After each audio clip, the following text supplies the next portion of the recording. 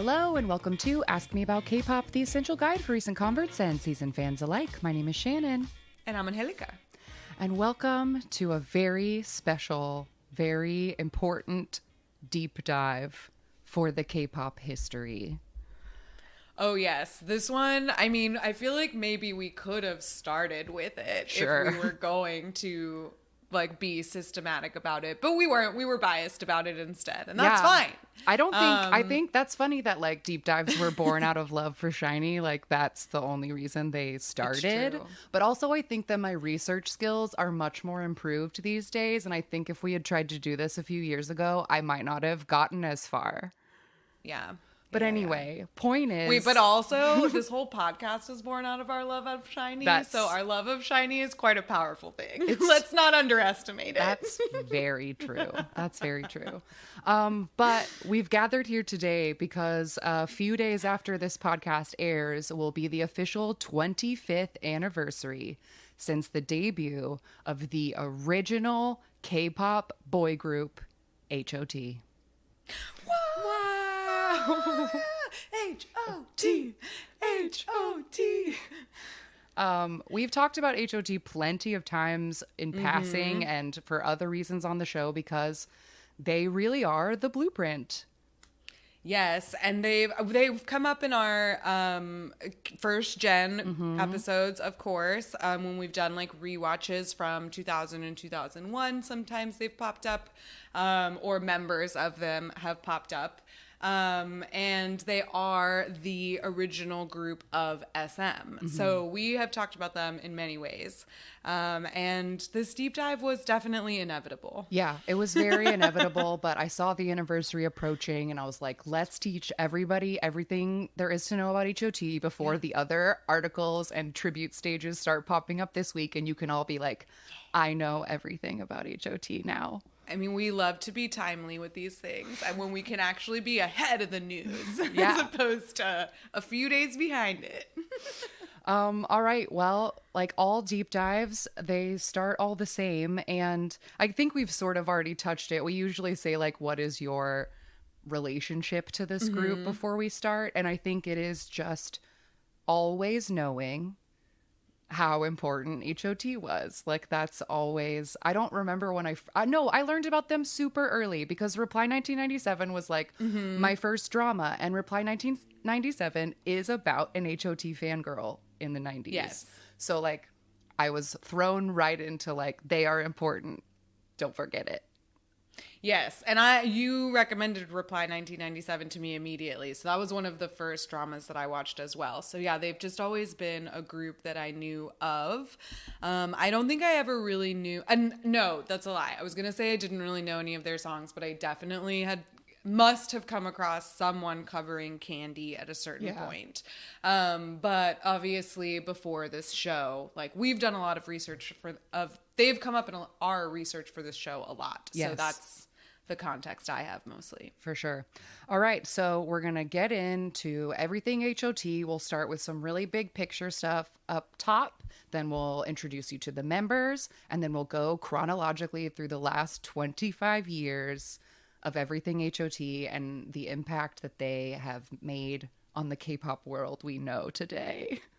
Yes. So buckle up because we've got a lot to cover. Yeah. So as stated before, H.O.T. debuted on September 7th, 1996 under SM Entertainment.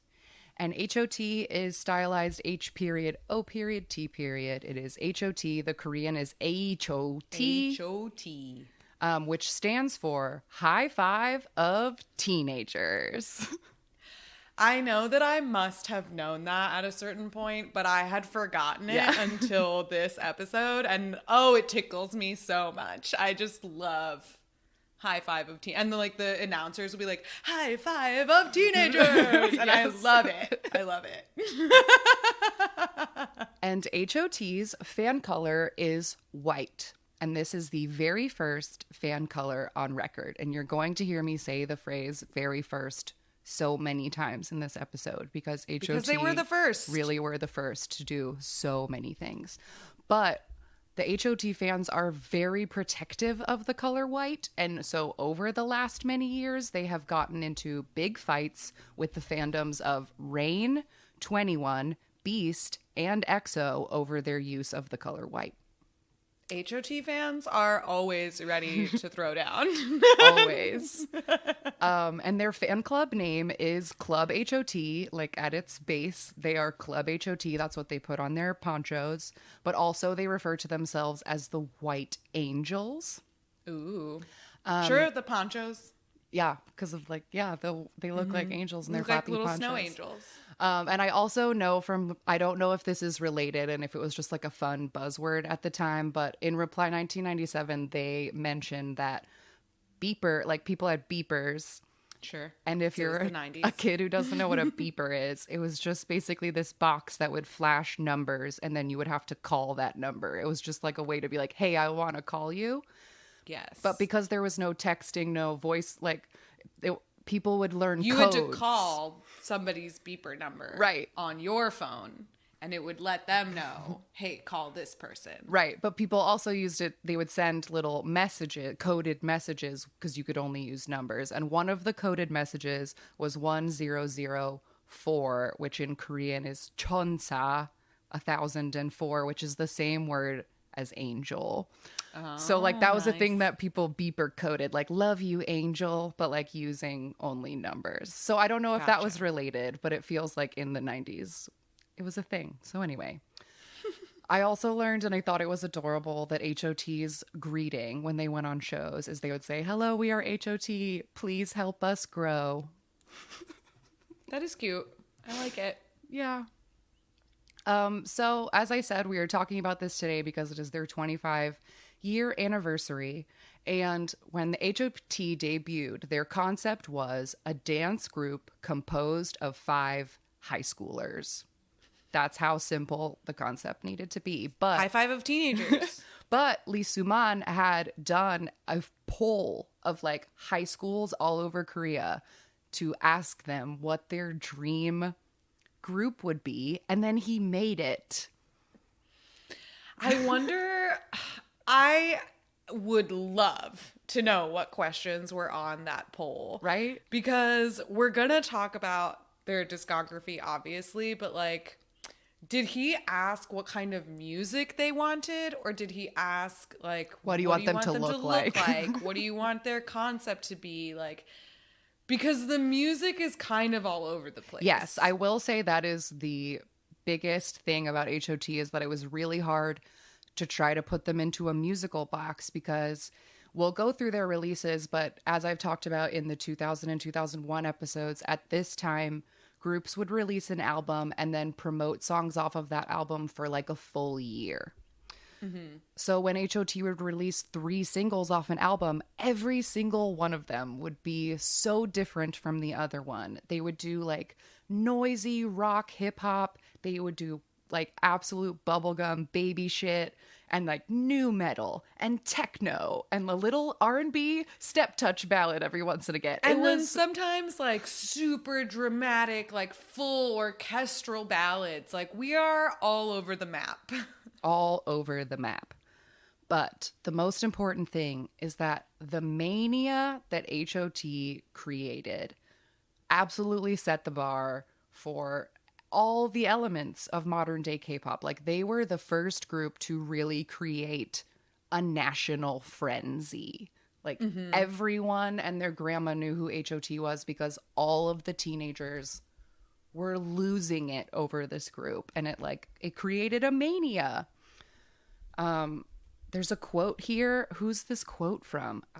This is from one of the members, Woo Hyuk, I believe. His last name is Jang. Yes. And this is from an interview when they were reflecting on their time. He says, on weekends there were easily 1,000 to 2,000 fans camped outside our place. There was even a time when a fan who was following me in a cab got to my next appointment earlier than I did. That was both hilarious and also very descriptive to give you an idea of what these guys were living with. And the mania was pretty immediate. Mm-hmm, absolutely.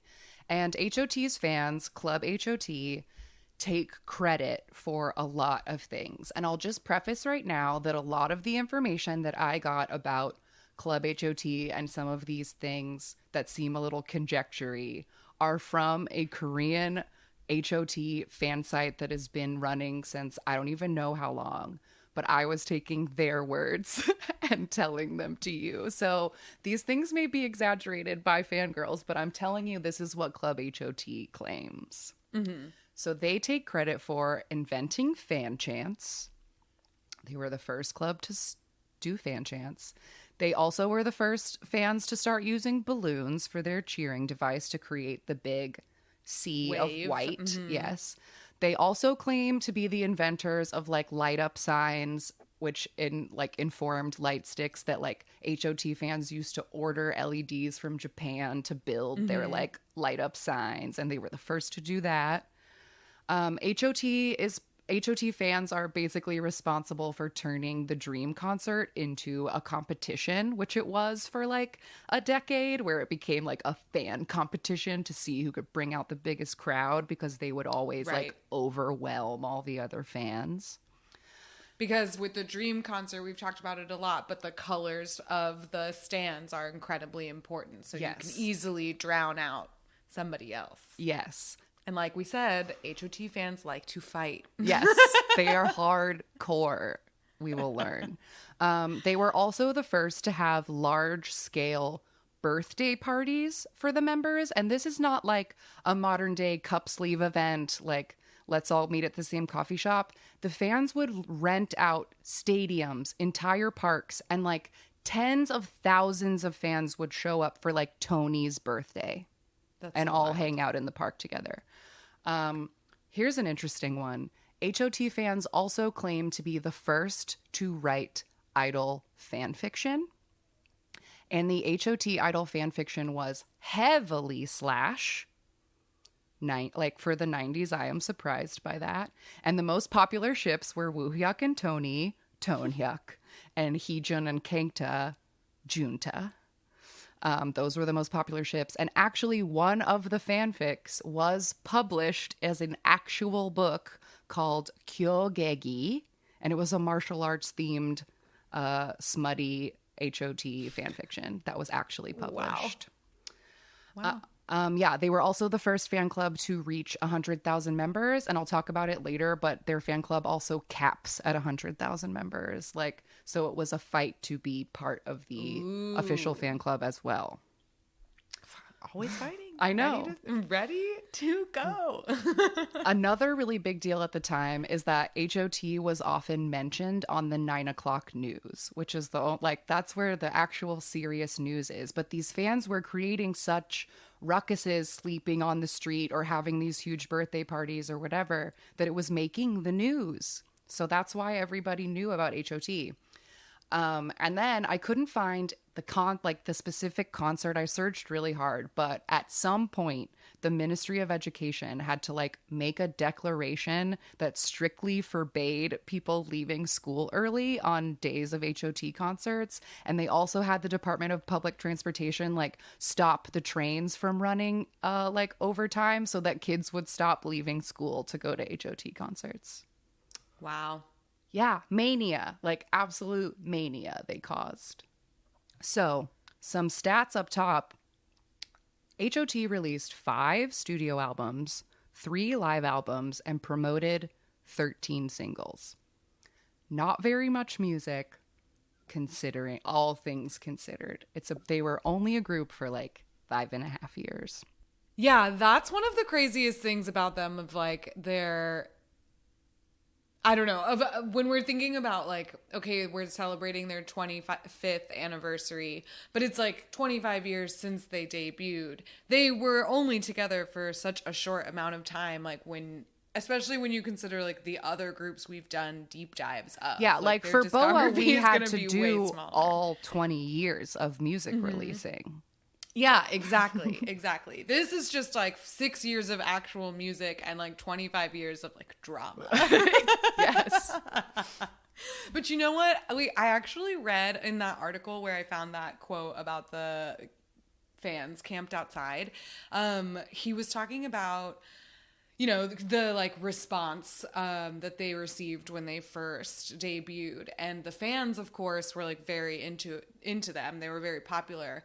But he was talking about, this was Woo Hyuk, I believe, and he was talking about how the reporters and the media were really harsh on H.O.T when they debuted, and they actually used the term idol as a demeaning, like derogatory term. Wow. Because it is I, like the Korean word for child, and then doll. So there was like baby doll.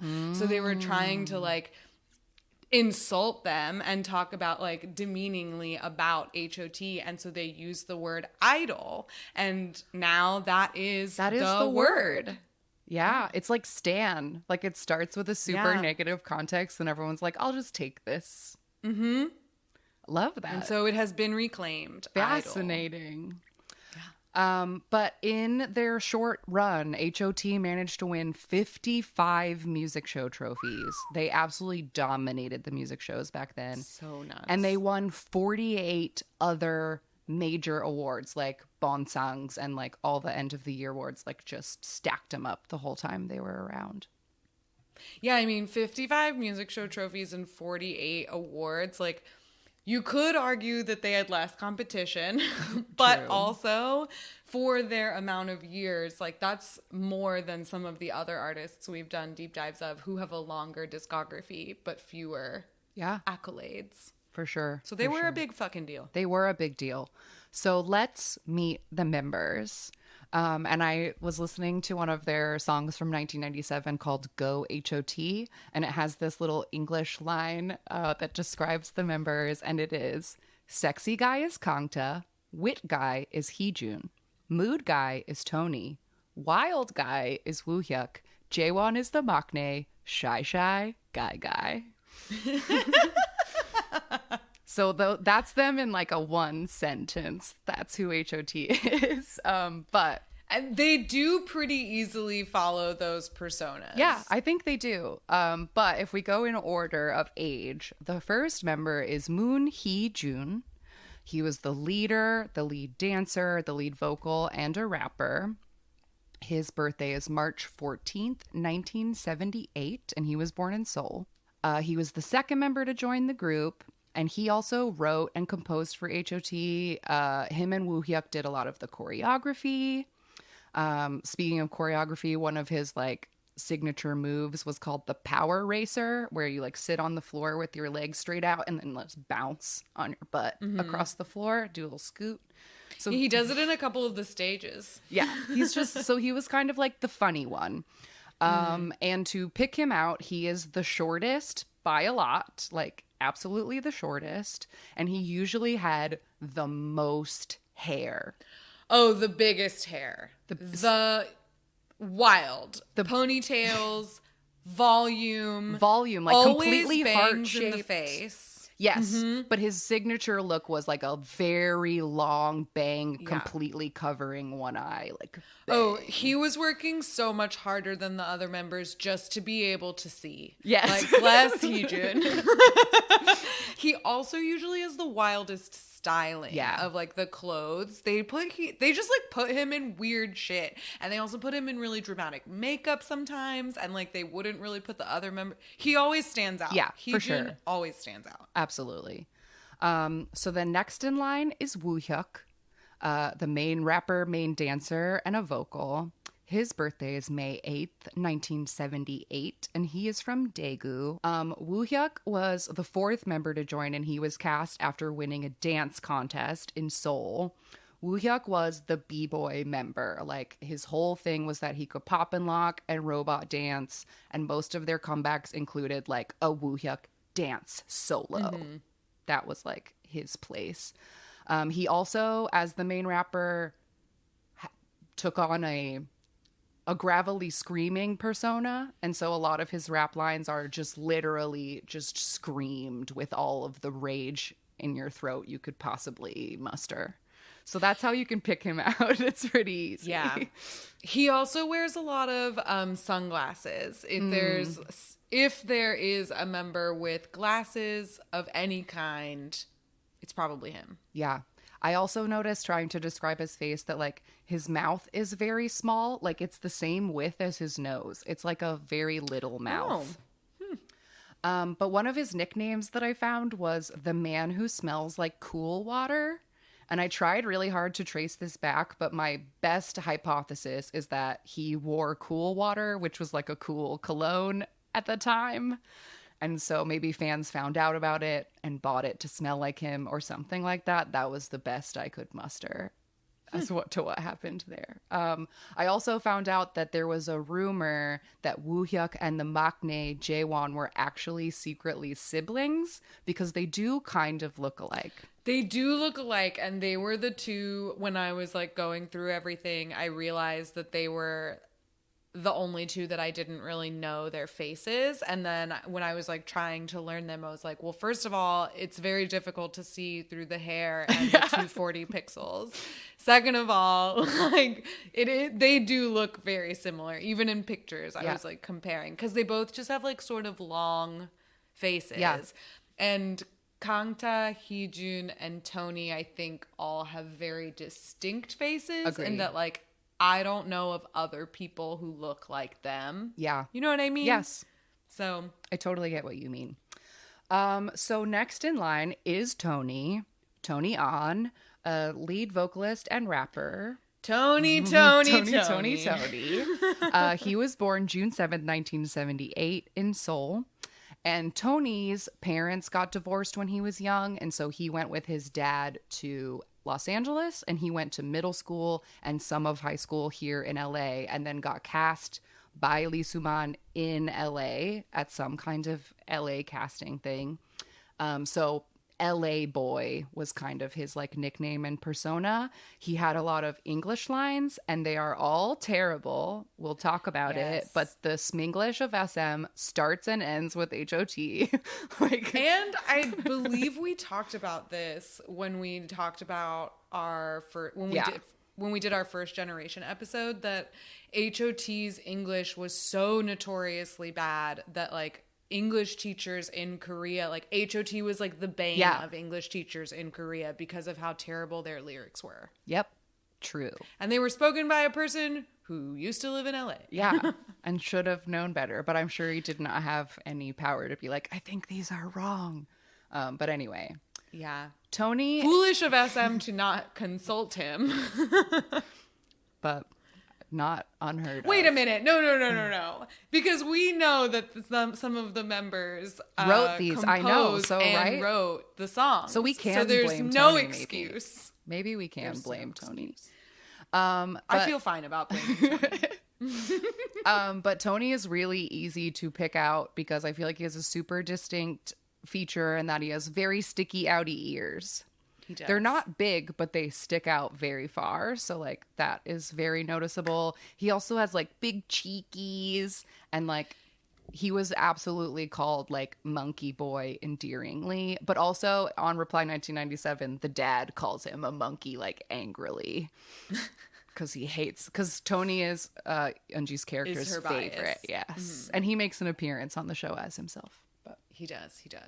I also felt like he had distinctive eyebrows and eyes. I don't know what it was. I'm trying to remember now what it was. I didn't write it down. I don't know if he had like a scar in his eyebrow or something about it. That I felt like that was how I always recognized him on stage. Yeah. But that's Tony. And he has some pretty wild hair. In some moments as well. The only ones, I mean, no one really escapes except for Kangta. Kangta has one, like, I think they only got to Kangta, like, one time. But because, like I said at the beginning, Kangta was the sexy one, I think he had to be the plain, like, the quote-unquote normalist. Yeah, the posh spice. And he had the posh spice hair. Absolutely, he did. So speaking of Kangta, he is next in line. And he is the main vocalist, visual, and face of H.O.T. And his birthday is October 10th, 1979, and he is also a soul boy. Oh my God, that's my mom's birthday. Wow. That makes him a Libra. Great. So Kangta was the first member cast. I assume they built the rest of the group around him because of that. It seemed like it. He was discovered buying tickets at Lottie World. So it was definitely one of those face castings. But lucky for them, Kangta is a good singer. So they made a good I read choice. one story that said he and his brother, I think, were singing and dancing in line as they were waiting to get tickets. So maybe they did also hear him sing. Okay. But Kangta originally debuted as a backup dancer with Heejun for a different artist named Yoo Young-jin, who is even more prolific at SM than Kenzie. We'll do it someday. We'll come back around. But I still need to recover from that Kenzie one. But they did a little pre-debut backup dancer stint, like many at SM do. And then Kangta, I feel like, is very easy to spot. He has a very prominent chin. Super high cheekbones, just like a thin, chiseled face. Yes, and he always has an angular bob that's shorter in the back and longer in the front. It's usually black, like very dark black until the end of H.O.T. And then there's like a few moments where he changes hair color, but I felt like had the most normal hair throughout. The most times, most often. But it's always in his face. Yes. The like very dramatic front pieces to like are help in his accentuate face. the shape of his jaw. And he's the only member who ever goes like noticeably shirtless in the music videos. Yes, Kangta. Keep it in your pants, Kangta. You know he can't. I know. All right. Lastly, we have Jaewon, the maknae and other rapper of H.O.T. And his birthday is April 5th, 1980. So the rest of them, they're 78, 79, 80. So they didn't have like a crazy age range between them. They were all in high school. Jaewon was invited to audition at SM by Heejun, who was like a childhood friend of his. And he was the third member to join. But he also gets literally no lines. Yeah. Most songs he has a single line, and it's usually towards the end. And like, he is the most left out member I feel like I've ever seen. Some of the interviews I was watching, he would be standing on the end and they would pan away till he was out of the shot and it was just the other four. And I was like, man, this poor kid. But he's so tall. He's the tallest by a lot. Yes. But I don't know. He just was so invisible and small and shy guy, like they said. So he just like blended into the background. Yeah. But he's very tall and has like a long, sleepy face. I thought a sleepy face was a good description for him because he has kind of like hooded eyes. Yeah. But those are the 5 members of H.O.T. All right. Okay. Time to get into the timeline. Here Let's do it. we go. So on September 7th, 1996, debut album of H.O.T. titled We Hate All Kinds of Violence. And the single was called Warrior's Descendant, parentheses, Age of Violence.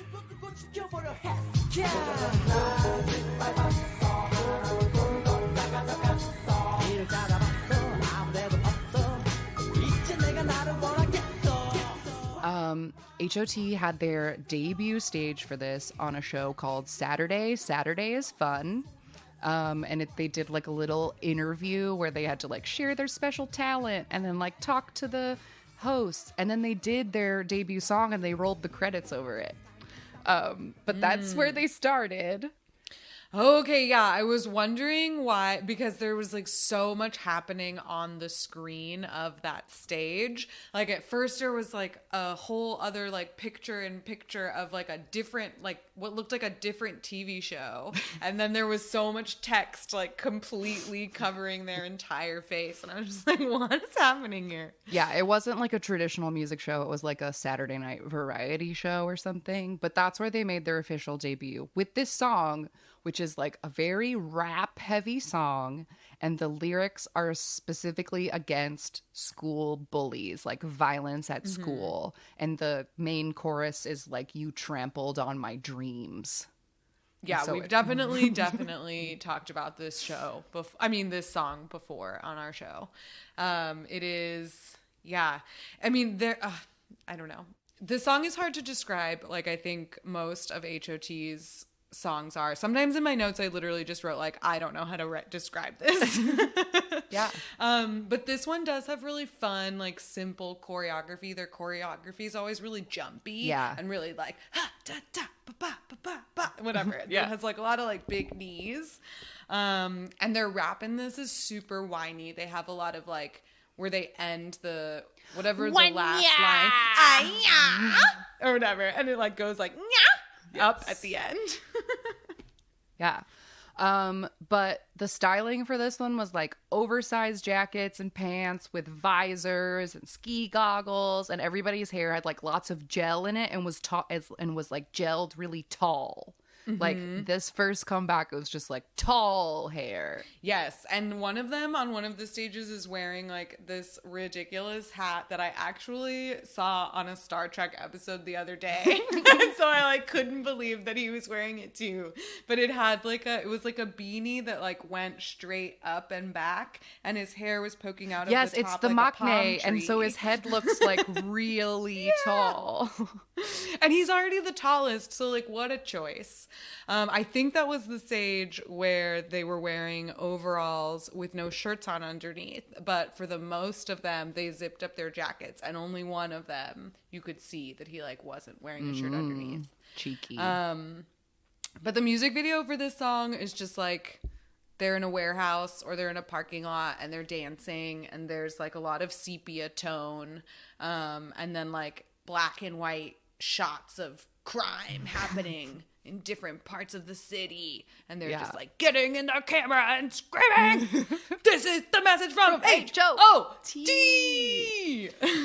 Yeah, this song has a very famous Tony rap, which starts with "What goes down, Beata, what goes down? Do your body ready for the beat again." Here we go, it's time to stop the violence and all the mess. Wada, daddy, wada, bang, bang, bang. What come down, Beata, what come down? Do your body ready for the beat again? Everybody wants them, all you people, let it go. This is the message from H.O.T.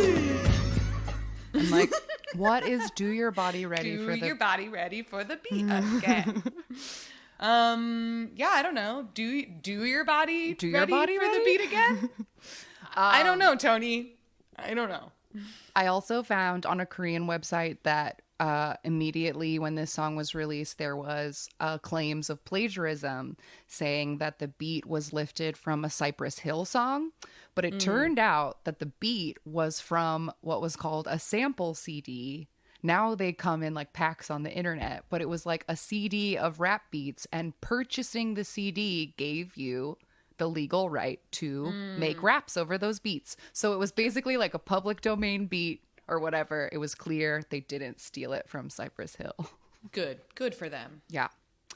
All right. So next song to be released from We Hate All Kinds of Violence. For trying to find the dates for second and third releases, my method was to look for the earliest possible music show performance I could find, and then assume that that is the week that they released that single. So on the week of November 30th, 1996, they released a second single called Candy.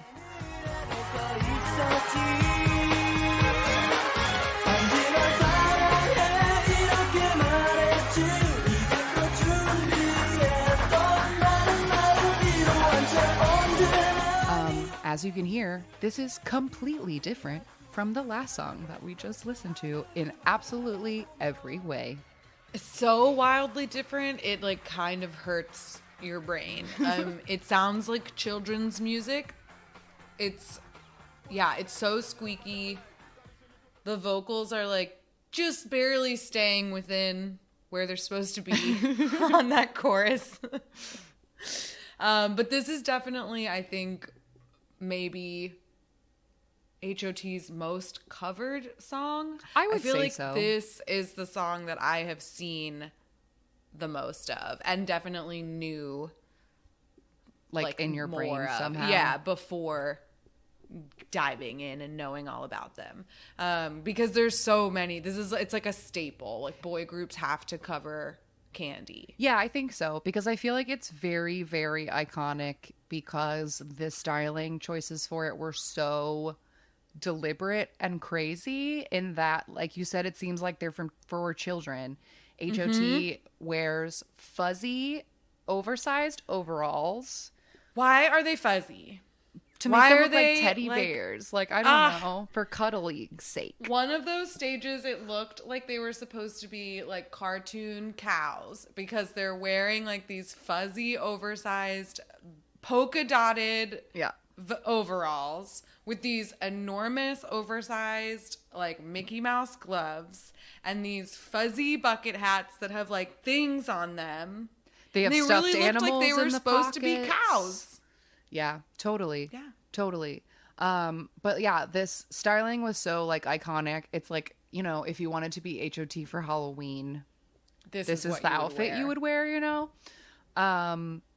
But they won their first music trophy for this on December 15th and would go on to win 11 music show trophies for this song. And they promoted it until January of the following year.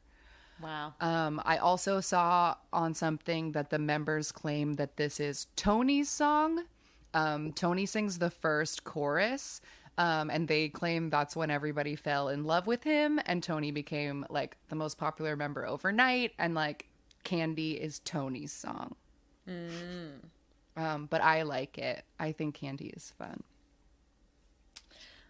I'm not into it. Not I into it. Can't Nope. do it. Can't do it. Okay, but those were the only songs they released off of We Hate All Kinds of Violence, and that album sold 1.5 million copies by 1998. Wow. Which is a ton for that time. All right. Second album is released July 11th, 1997, and the album is called Wolf and Sheep, and the first single they promoted is also called Wolf and Sheep.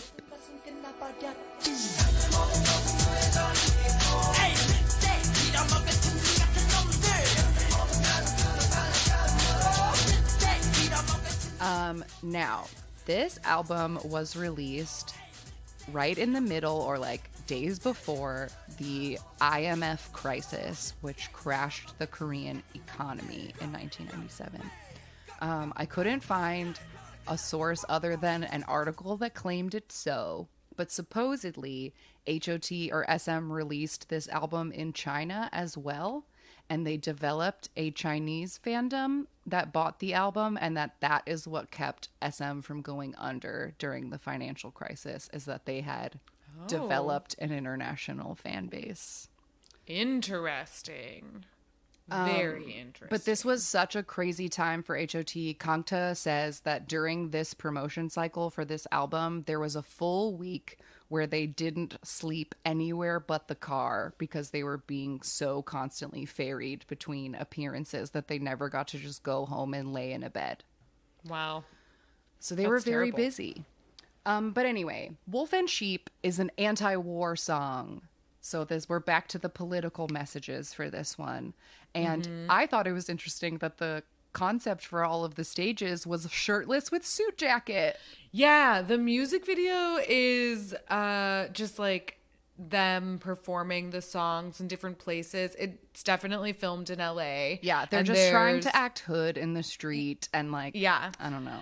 And the song has like that recognizable 90s rap beat, and the vocals are like really, really muffled on it.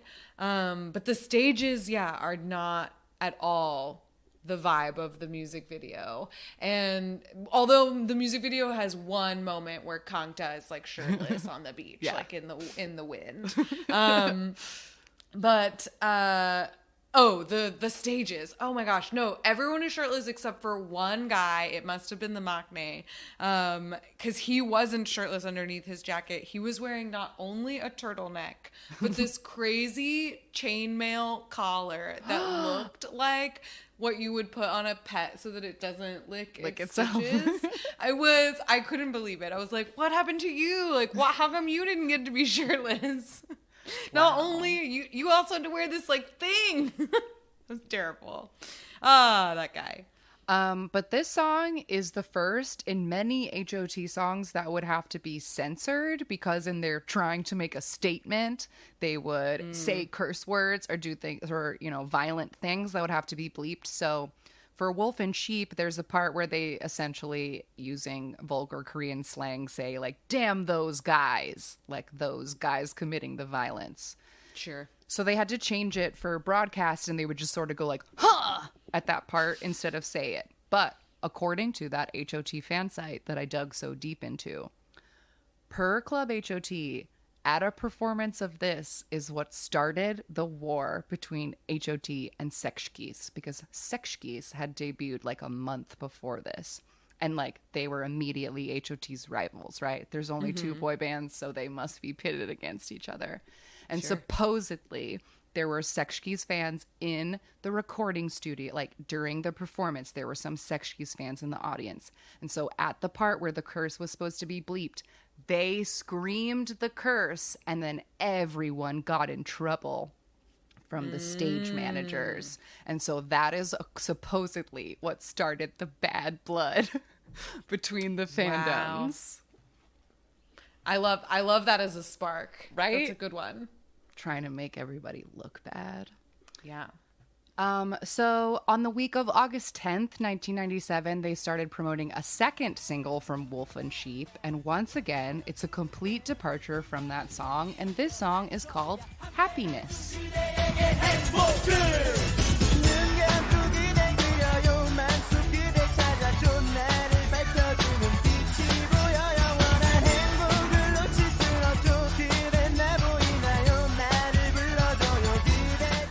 This song starts a weird trend of H.O.T in using Classical hymns and public domain music to base their songs off of. Yes, it happens a lot. They do it a lot. It was a very first gen thing to do. I don't know why, but they weren't the only ones to be using like hymns and classical music to like be the tune. To sample from, I guess. I don't know. It's really strange. But the end result is like a techno hymn. Yes. Because it's using the song Gloria. But it seems, again, like weird children's music, especially with the rapping that is so growly. Yes. Like you mentioned, Woohyuk had like sort of affected this like rasp to his voice, but this is at a whole other level. It's like he's doing a bad Shaggy impression. Yeah, on top of or it. like a Biz Markie or something. Exactly. Like yes, he sounds like a cartoon. Like.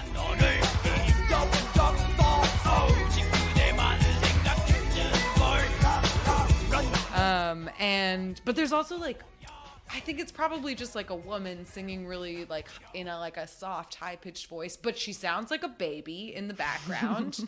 And it's just, what a weird song. It is a weird song. The lyrics are about refusing to stop loving someone who's broken up with you and promising them happiness forever. And the music video has a tennis court concept, which would live on in K-pop forever. And the styling is just that they wore like oversized rugby shirts or like a t-shirt with flannel. Yeah. And we're just doing, it seemed like H.O.T liked to try and go do the idol dichotomy thing of, look, we're like otherworldly weird future guys, and also we're just boys who go to your high school, is what I think. EXO loves to do that kind of shit. Yes. So I think that's what this like back and forth is to be like, look, they're both. They're your dream guys. Yeah, there's like the they idol care about persona, social issues, and they're then mad. There's also the tennis court boys. Yeah, with just the baggiest clothes on earth. The baggiest clothes. When I was writing down what they were like, when I was writing down their outfits, I like the first couple times I kept writing like big pants, and then I was like, no, they're only gonna wear big pants. Don't write it down. Like pants are big. They will only ever. And a lot of layers. So many layers. Very 90s. But Happiness won 11 music show trophies. Wow. Including 5 weeks in a row on SBS Live Gaio 20, which would be Inky Gaio like in a couple months. But it was still called Live Gaio 20 back then. All right. Next thing on the timeline, so fascinating to me. On September 21st, 1997, was the first inauguration of Club H.O.T. So they held an actual event at the Olympic Gymnastics Stadium, which holds 14,000 people. And all of these people who had officially joined Club H.O.T., which at the time you had to mail in an application, be over 14 years old, and the entry fee was 15,000 won, which at the time was like exorbitantly expensive because minimum wage was about 1,000 won. So like Wow. to have 15,000 won to spend on a fan club, membership. it was prohibitive. So like again, and they capped it at 100,000 members. So like because you know for music shows or concerts, like fan club gets priority. So everyone Right. can't be in the fan club. It's got to be like exclusive, right? So anyway, I found this old news report of somebody who was covering the first H.O.T. inauguration, and they showed this parking lot just absolutely filled with teenagers who were in orderly lines in the parking lot with a sign in front of them based on like what city they had come from, because the fan club had chapters. It was very organized. Very organized. And then there's a little interview with H.O.T. in the news report, and they're like talking about like, how do you feel about Club H.O.T. or what do you think Club H.O.T. stands for? And Woo Hyuk says like it should stand for hope of teenager or heaven of teenager. And then Tony says we should just call them angels because they're our hope and our heaven. So I Sure, think, and they wear white ponchos, so there you go. White angels. yeah, and the footage from this first fan meet, Shin Dong-hyup, who you still know from TV, was the host. They played little games. The fan club presidents gave a speech. They showed a video to H.O.T. that they had made for them. And then the boys did like 2 songs. It was like very much a modern fan meet, but on an absolutely massive scale. And it was their Wow. first one. Yeah. So I just thought that was really fascinating. Yeah, I mean, it's just another good example of how H.O.T. is setting the blueprint for a lot of the fan interactions and, like, for what the relationship is between the fan and the idols today, right? Yeah. And I think even the fan club stuff, like, I'm pretty sure that most fan clubs have a cap because I remember fairly recently they opened up Shiny's fan Right. club for like a few hours or something, and they were only letting like a couple people or whatever, like a certain amount of people in. Right. So yeah, I mean, this model is still in place today. It's still used. And I didn't write down any of the others, but just for reference, they did one of these fan club meets every year for as long as they existed. They would inaugurate the new members and have a little show. Cute. But the first one is the one that matters. The first one is the one that matters. All right. So after the fan meet, the week of November 10th, they release a third single from Wolf and Sheep, and this song is called We Are the Future. And I'm not playing it right now because we got H.O.T. in the random game in episode 6. That's how long ago we did it. But we watched Candy already, so I decided that I think We Are the Future is probably the next most, like, quote unquote important H.O.T. song. So we'll watch that music video at the end. But this is once again another, like, social movement kind of song. And the premise is, like, the future is ours. I wonder what kind of people we'll be when we're adults. Like, can we make a better future? We're the kids. Like, that kind of stuff. Yeah, and there's a lot of we're getting into like this sort of noisier, we're back into the noisier spectrum of things after Happiness.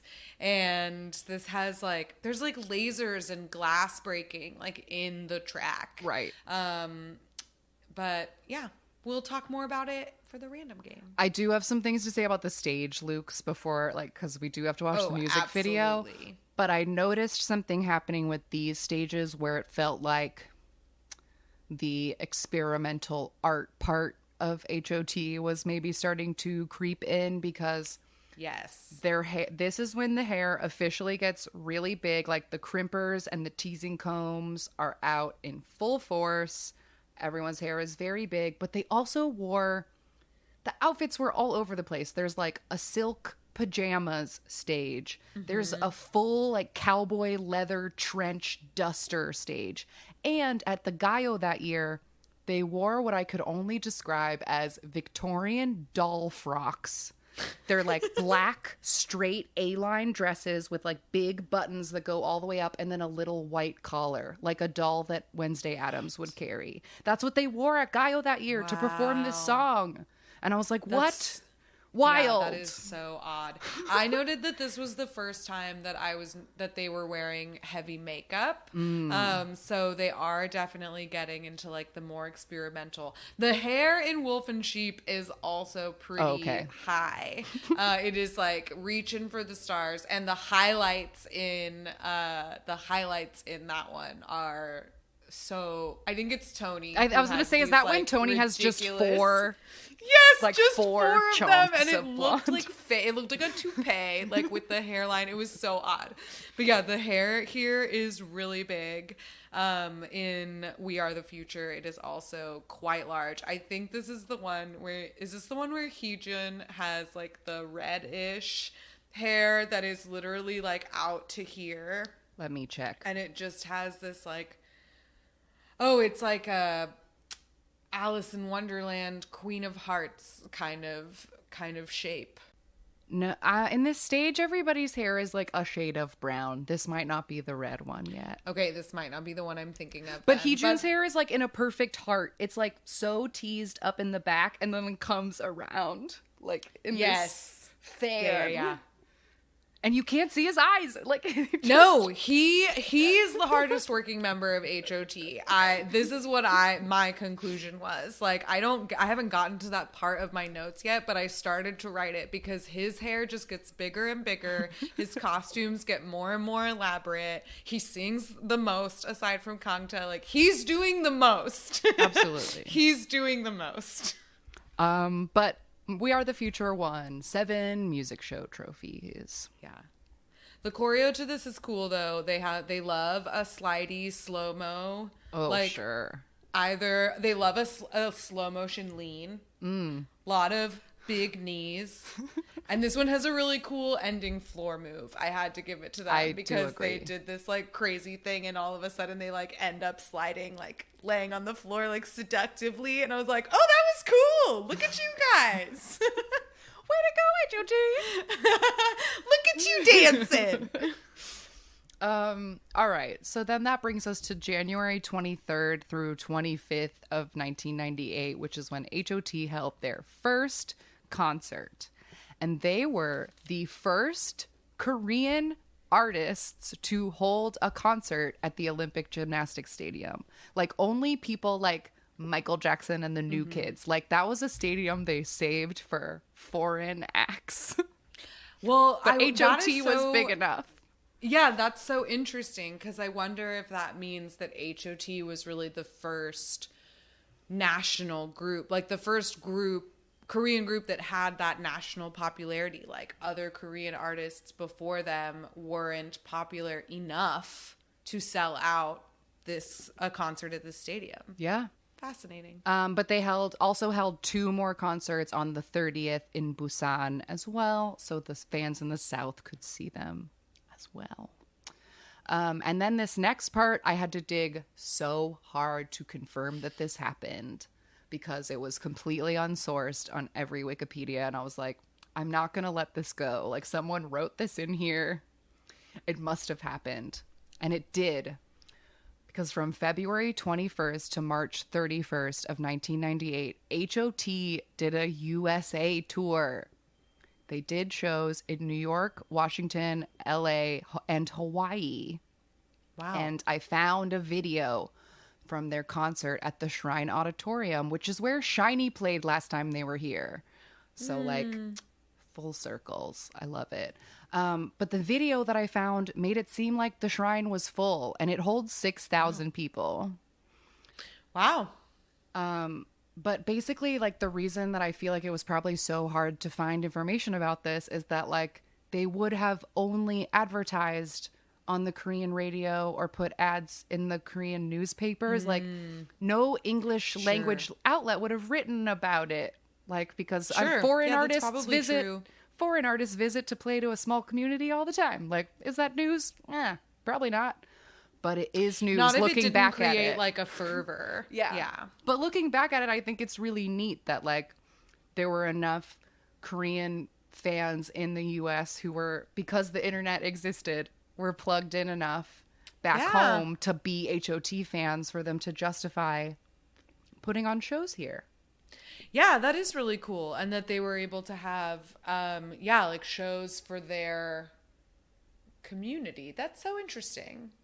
And the other cool thing about this, and the way I knew that it was absolutely real, because I did find a source for this, is that H.O.T or SM, I'm sure H.O.T would have wanted to keep the money.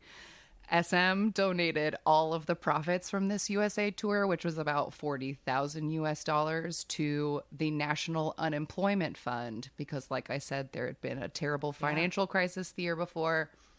So they contributed to their country. Like, we went on tour and we're giving the money back. And so they got invited to the Blue House for a special luncheon, and they were like honored for helping. Ooh, I bet that that's the first instance of K-pop idols getting involved in the political scene and like doing some. I need to write this down. I have another document in the works. Oh, it would have been easier if I had a pen. We'll come back to that. We'll come back to that because, yes, I want to know more about politics and K-pop. But there you go. There's an intersection. We'll get to it someday. There sure is. Okay, September 24th, 1998, H.O.T released their third album, which is called Resurrection. And the first single they released is called Line Up.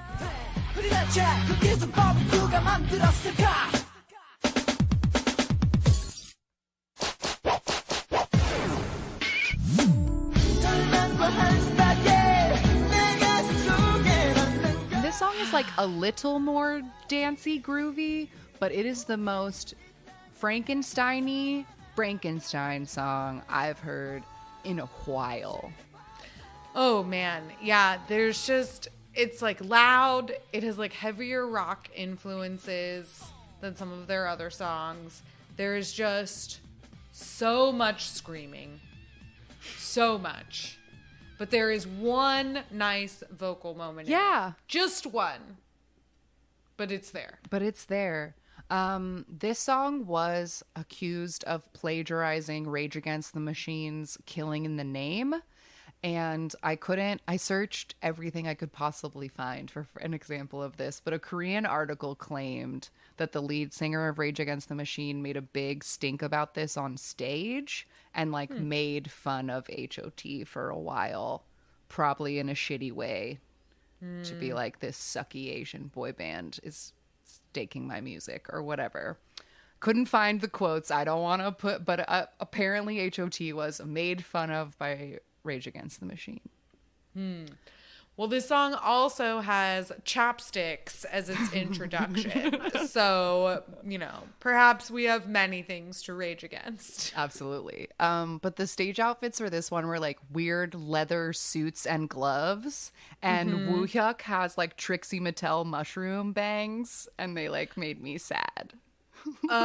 Everybody's hair is doing a lot of inexplicable things. In particular, Tony's hair should win a special award in this stage because his hair is defying the laws of physics in my eyes.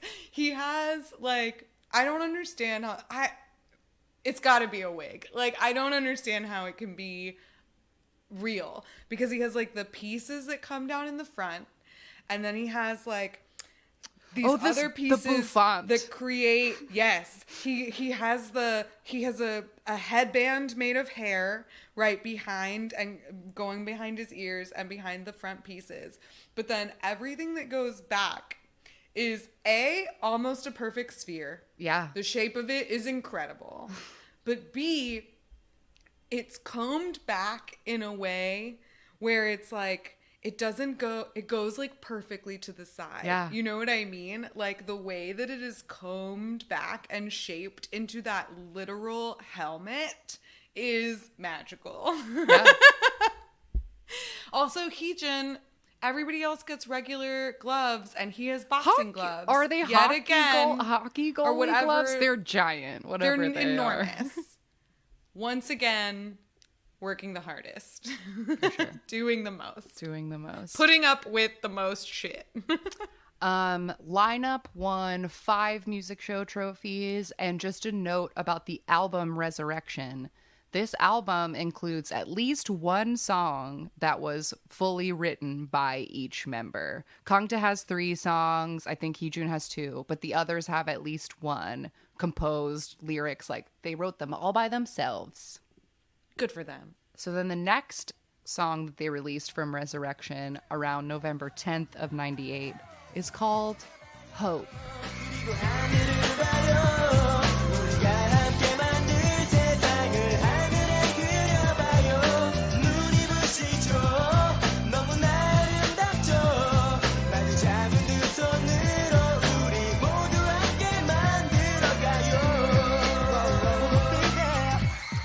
This song, while composed entirely by Kangta, is ode to joy at its core. Again with the weird classical samplings. Yes, but the lyrics are lovely and hopeful, and this is kind of like a similar vibe of their rage against the society, but like in a nicer way. Like, can't we all just build a peaceful future is kind of the point of this one.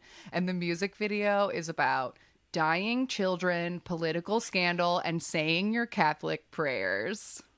Oh my gosh, so much death, so much blood, so much Catholicism. Wow. Also, the hair is all about the angles now. We are cutting sharp lines.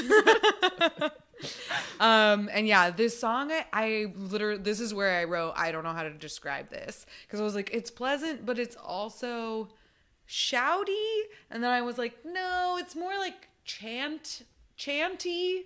Like a lot of the verses are just like, ba-da, ba-da, ba-ba-ba. Pa, pa, pa, pa, pa, pa, pa. You know what I mean? Like we're chanting around. Sure. But yeah, very, very dramatic music video. So much peroxide on these stages. Yeah, they all have their very yellow hair. But the root lifter, what was the root lifter people were using? Like, their hair is not touching their like skin. I don't know how they did that. All.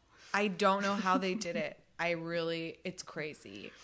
Tony has like blonde hair that's in like 10,000 tiny ponytails, like a beautiful waterfall. Yes. And you know what I noticed? Heejun's hair is like that as well, but it's done in a different way so that the top part looks like just like it's smooth and the little ponytails are underneath so to give the volume. It was like layers of petticoats underneath a large skirt. Wow. Really? Yeah. Really, really wild. And this is, we didn't mention it in the first one because I didn't write it down, so I didn't think of it. But there is another song that we've already talked about where it ends with them doing like a can in a line. Yes. And this song ends with them holding hands in a line and doing this weird, a little like, heel kick, line thing. dance. I love it. While they hold hands at the front of the stage. This song won 10 music show trophies. And if you are an SM stan like myself and Angelica, you might recognize this song as the song that all SM Town concerts are ended with.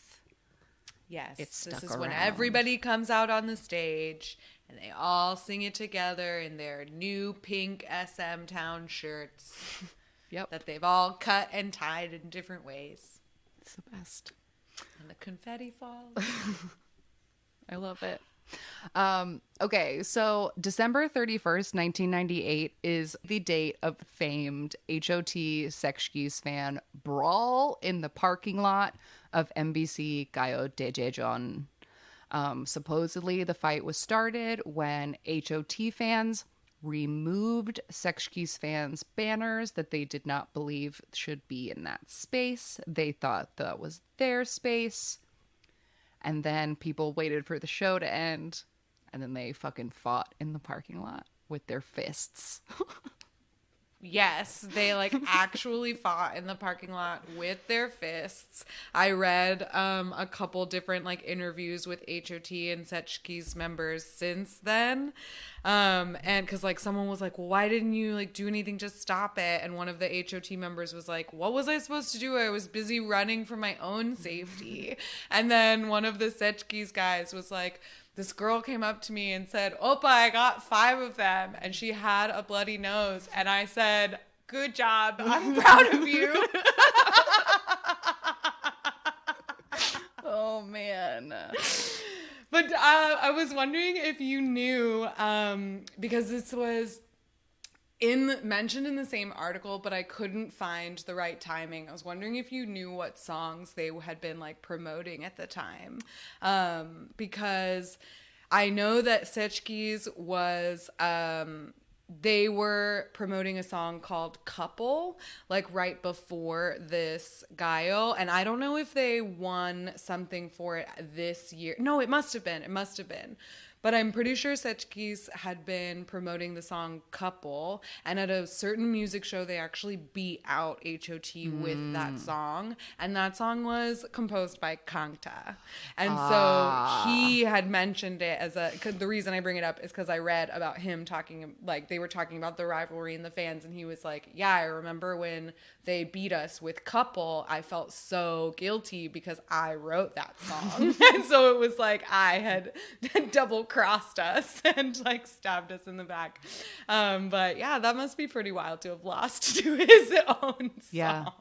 He got the money though, so like true. I'm sure it Who's was just laughing a in slight, the end. Yeah, he's laughing Kangta in the end. is. Yeah. I think that's the moral of all these stories. Kangta's always laughing Laughing at the end.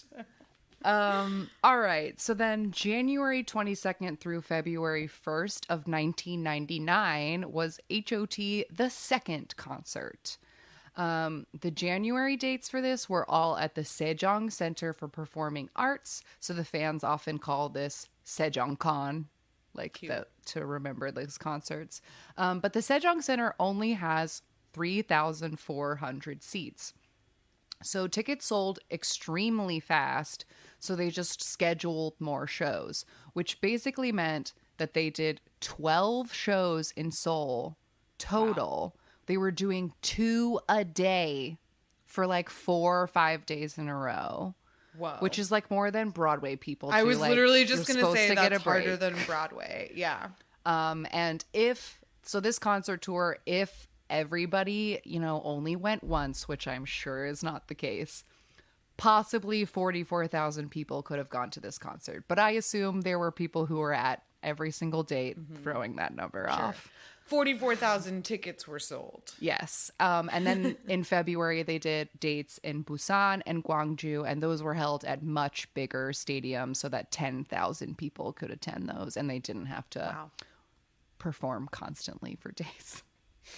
Man, they were really overworked. Like that is so the story about them not ever like sleeping in a bed for a whole week is freaking horrible. But then this too, like 2 shows a day. I mean, I don't know how long their concerts were, but a concert's like 2 hours. Like that's tough. Yeah, it is. That's tough.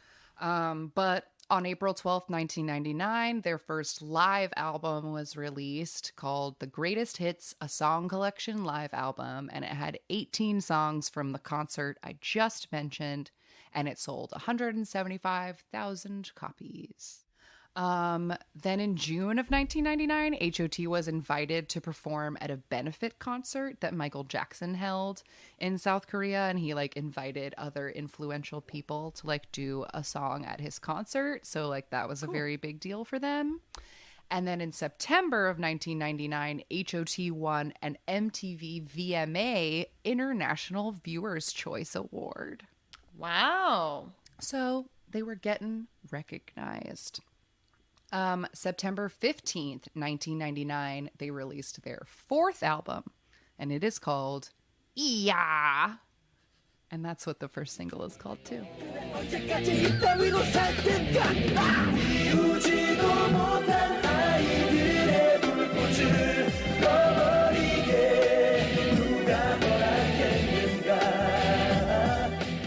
This song has a tragic backstory. A few months before this, in June of 1999, the Sealand Youth Training Center in Korea caught fire, and 23 elementary school aged children died. The fire was caused by using cheap, flammable materials, and the people involved in the building got jail time for manslaughter and bribery. And it's very similar to the Sewol Ferry disaster, like in that loop of the way that things repeat. It was just like utter like incompetence and bribery left children dead, led to which utter tragedy. Yeah, and so H.O.T wrote this angry song that is supposed to be like an attack against any adult. Like the whole theme of the album was against adults who had ever harmed children. And this album had 11 spoken word tracks on it of like angry monologues, poetry, all kinds of stuff. Like it was like their slam album.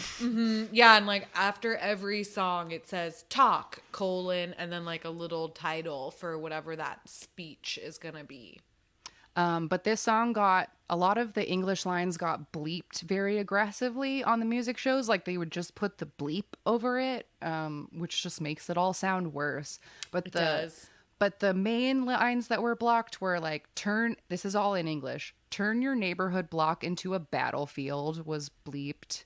A camouflage cipher from the rooftop, I might snipe ya, was bleeped. And then another part, they say, I got about the P down, just the capital letter P. That's what's written in the lyrics. I don't know what that means. About the P down.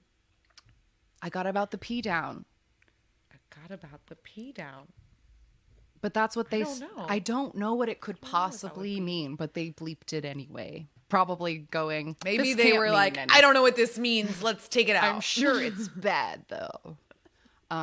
But this album sold 1.3 million copies and went to number 2 on the album chart. And this song won 3 music show trophies.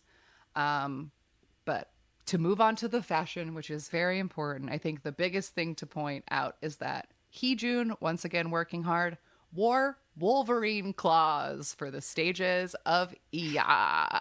He also wears them in the music video too. And he wears like, he's on the stages, he's the only one that will be in silver when like the rest of them are in black. Yeah. Because for the rest of the, like in the music video, the look is like vampire warlocks and they wear like high-necked black and long dramatic things. And at a certain point, Kangta has his shirt off. And then in the stages, they're all wearing their like dramatic black. And then Heejun is wearing like a reflective silver suit that has like, it's like a long tunic that goes past his knees. And he has like this extra piece on it that kind of looks like it's going to fall off. And then these enormous claws. And oh, the ponytail. Oh, yeah. The ponytail on Heejun is thick. Like as thick as his arm around and right on the top of his head. Like a palm tree. But and long. And the fan, the way that it the way it to fans. The things they did to that guy's head. Yeah, I don't know. I just don't know. But he rocked it. He rocked it hard, whatever it was. He did. Tony has really wild Dragon Ball Z hair in these stages. I thought a really weird piece of the music video, like they did so many dramatic close-ups where the boys had very obvious like foundation over their lips so that they had like no lip color at all. Weird look. Yeah. And yeah, totally. Yeah. And the song itself is like dramatic and it has a lot of heavy guitar and it's very shouty rap. And yeah. Very angry. We're back to shouting. At the world. We're very angry at the unfairness and the violence. Okay, so then September 18th, 1999, H.O.T had a concert at Olympic Stadium. And once again, they were the first Korean artists to perform at the Olympic Stadium, which holds 72,000 people. Wow. 40,000 attended the H.O.T concert. I'm sure they left the nosebleeds out of out of the equation. But for the time, this is truly unheard of. 40,000 people all at once to see H.O.T. Wow. After the concert, they released another single from IA, and this one is called Get It Up. With an I. G-I-T. Get it up. Get it up.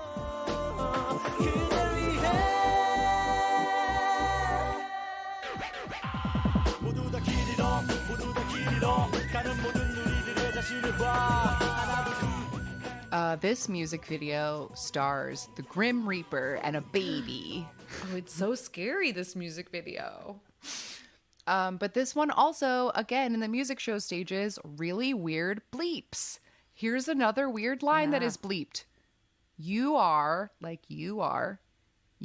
T, dripping all the P. There's no guarantee. What is T and what is P? What does it mean?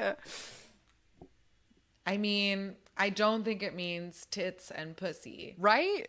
I don't But either. these are the only things that would really make sense. You are T, dripping all the P. There's no guarantee. Dripping all the P. All the pesos. I don't know. You are T. Yeah, I don't know. The fashion of this one was striking. My most striking moment is that Tony has waist-length blonde extensions, and the top half of his head is in full micro braids, and he has the big bang. Like, there's so much hair on his head. And the braids that are on, like, the crown of his head have been twisted into, like, Medusa, like, snakes going back into this ponytail, which then has his, like, waist-length braids. Yeah, that was such a look. I think it's Woo Hyuk that has Vulcan eyebrows in this. Like, they have shaved the bottoms of his eyebrows. Heejun has almost a full beat on his face except for the mouth. He has like smoky eyes, and I swear to God, he's also wearing acrylic nails. Oh yes, he started doing the nail. He was definitely a like boy who wore. He was nails. a boy who did his nails, right? Because they are long in this music video, and they are definitely painted. Yeah, this song is weird. It has like that 90s rap beat, but then like a very like spooky electro strings. And the music video is very scary. That Grim Reaper and the baby, he like drops the baby in the middle like a of like war zone. Like, yeah. We don't like war, okay?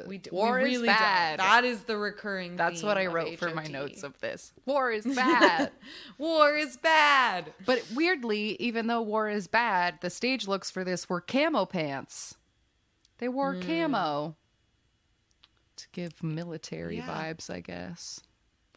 Is this the one where, because I know Tony still has the braids, is this the one where he's also wearing like, one of them is wearing like full like motorcycle like elbow pads and shoulder pads and like a back pad, like, you know, the thing that motorcyclists like a will full wear thing. in case they fall off. I have a stage playing right now, and they don't seem to be wearing too weird of things. Okay. Also, in this stage of this get up that I put on the playlist, Heejun just has like blonde Kate Gosselin hair, and it's like not even weird. It's just like straight, and it's not even piled at all. It's just like regular. Needed a break. So he got a break. Yeah, we all need a break every once in a while. All right. So then the week of Christmas 1999, they released a third single from IA, and it is called Hwanhee, parentheses, it's been raining since you left me.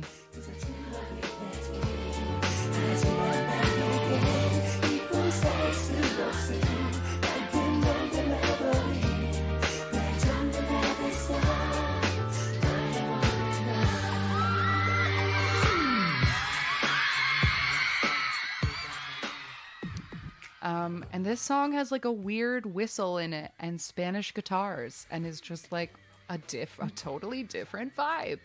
But it's not really Spanish guitars. It's like that Baroque harpsichord. Like it sounds so much like old, like Bach.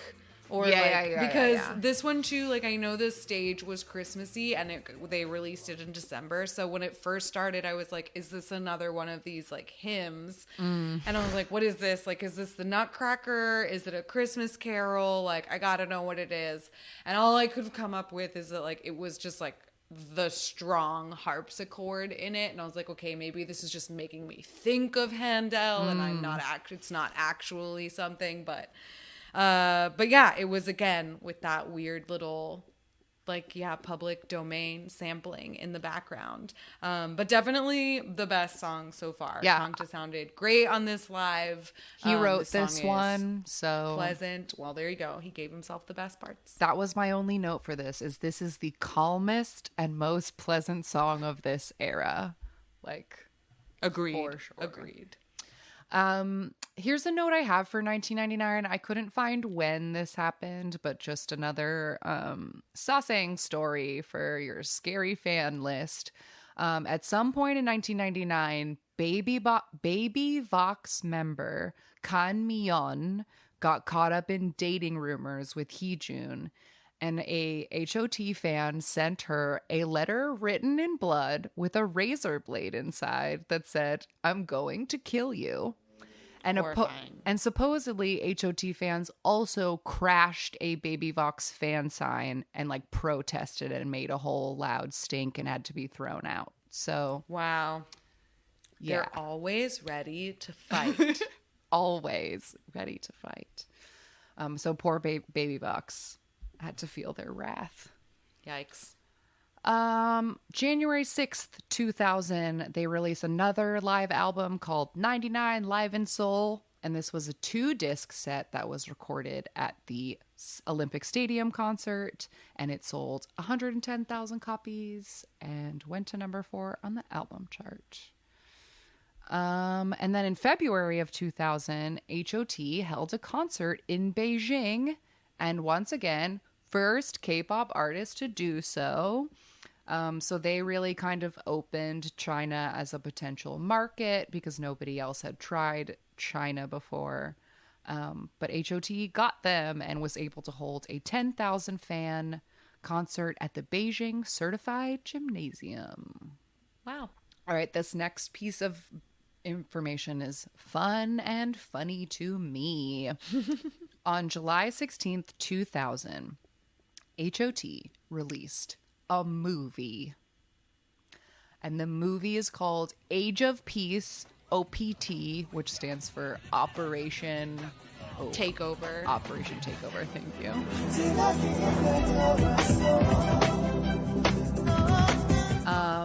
And it's only 27 minutes long, but this is a 3D animated movie. Sex Keys, as I mentioned in our first gen episode, Sex Keys had released like a angsty teen rom-com, or not rom-com, just an angsty teen drama a few months before this. So I think this was the move that the companies were going for, was like, let's put the boys in a movie. It worked for the Spice Girls. I mean, SM kept doing this shit, like EXO Next Door.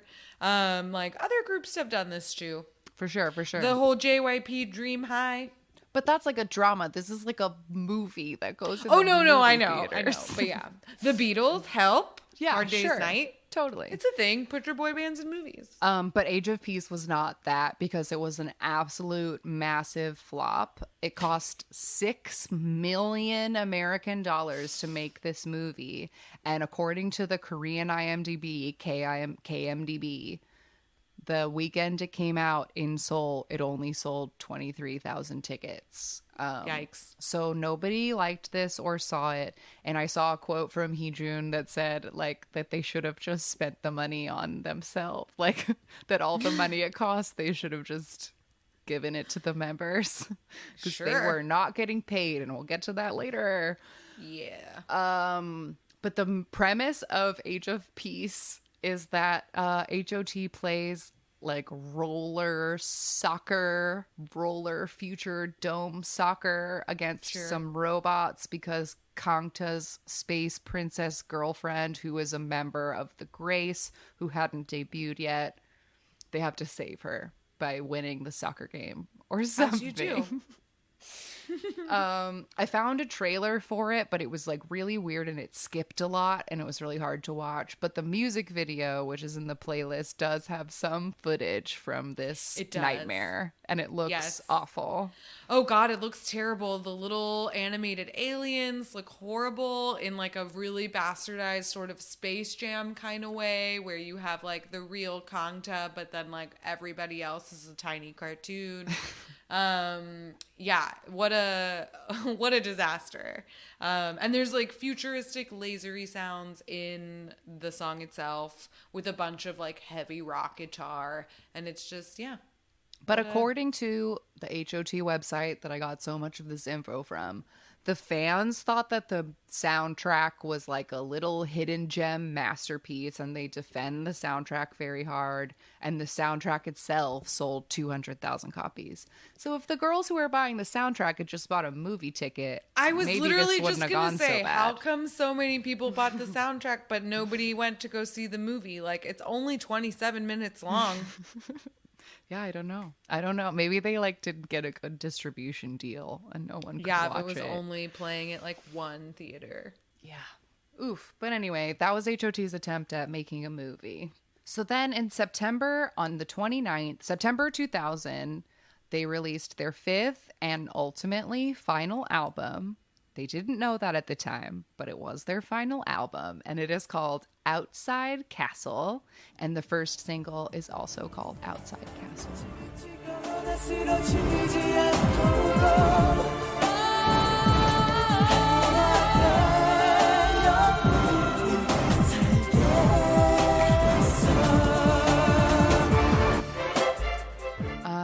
My first note for this song was pop and lock to the violins, baby. I wrote like dramatic pop and locking.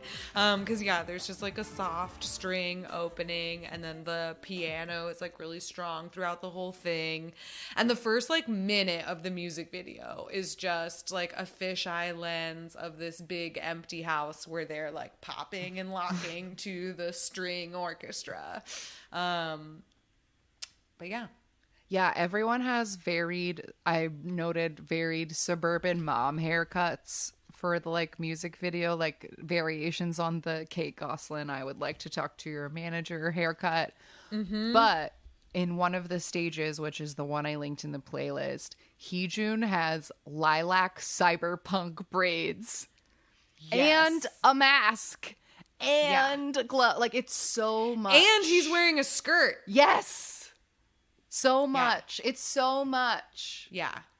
In that same stage, Woohyuk's flippy hair is just so flippy. Yeah. Like, it's the Josie and the Pussycats. The Josie and the Pussycats. I was literally just going to grade. say that's the dream of the hairdo. And I think it's oh shoot, what's his name? Tony Jaewon? Kangta. Jaewon. No, Jaewon. He has like teeny tiny micro braids as well. And this is the first time where we do not have the signature Kangta look of the super dark angled Victoria Beckham bob. Mm-hmm. And he has blonde hair in this. Yeah. This is like the one time the Kangta got kind of interesting. And his hair is shorter as well. It's not the typical bob. Yeah. But Outside Castle won 9 music show trophies, but the album itself sold 879,000 copies, which is the lowest sales of any of their albums up till this point.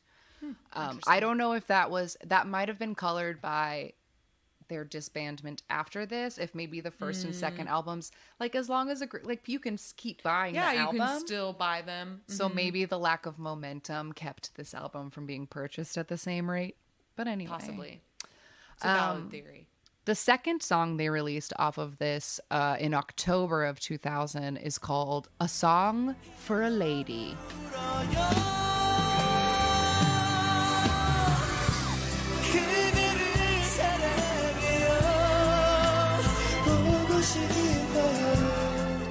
And this was featured on the OST of a drama called Endless Love.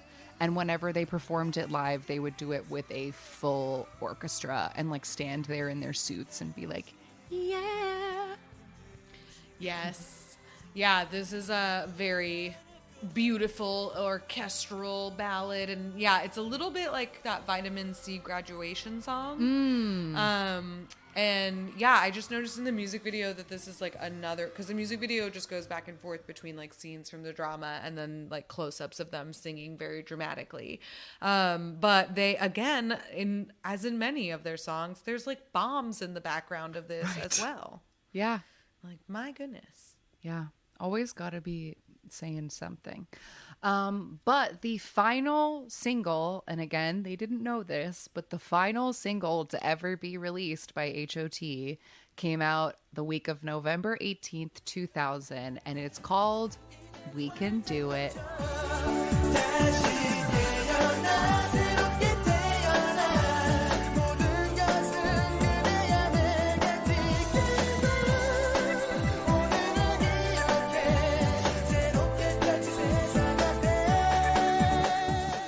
And my first note was, it's been a minute since there was a sweet song in the mix. And they just wore jeans like regular boys. Yep, they just got to be regular boys. And sometimes they wore jerseys that had their names on them. And they were just, it was cute and bubbly and not screamy at all. Yeah, just doing like cute regular boy stuff. And then February 27th, 2001, this is like a date that like Club H.O.T held with bittersweet feelings in their heart for like 17 years, because this was H.O.T's concert at Seoul Olympic Stadium again. And it had originally been planned as like a 5-day event. But it got delayed because J1 got injured, and then snow collapsed the roof of the venue they were going to have the concert in. Oh, wow. So then SM had to find a bigger venue to accommodate them, to accommodate 5 shows worth of people who had bought tickets. So they found a new venue, but still over 1,000 people showed up 5 days early for this concert. Oh, God. And we're all just hanging out there.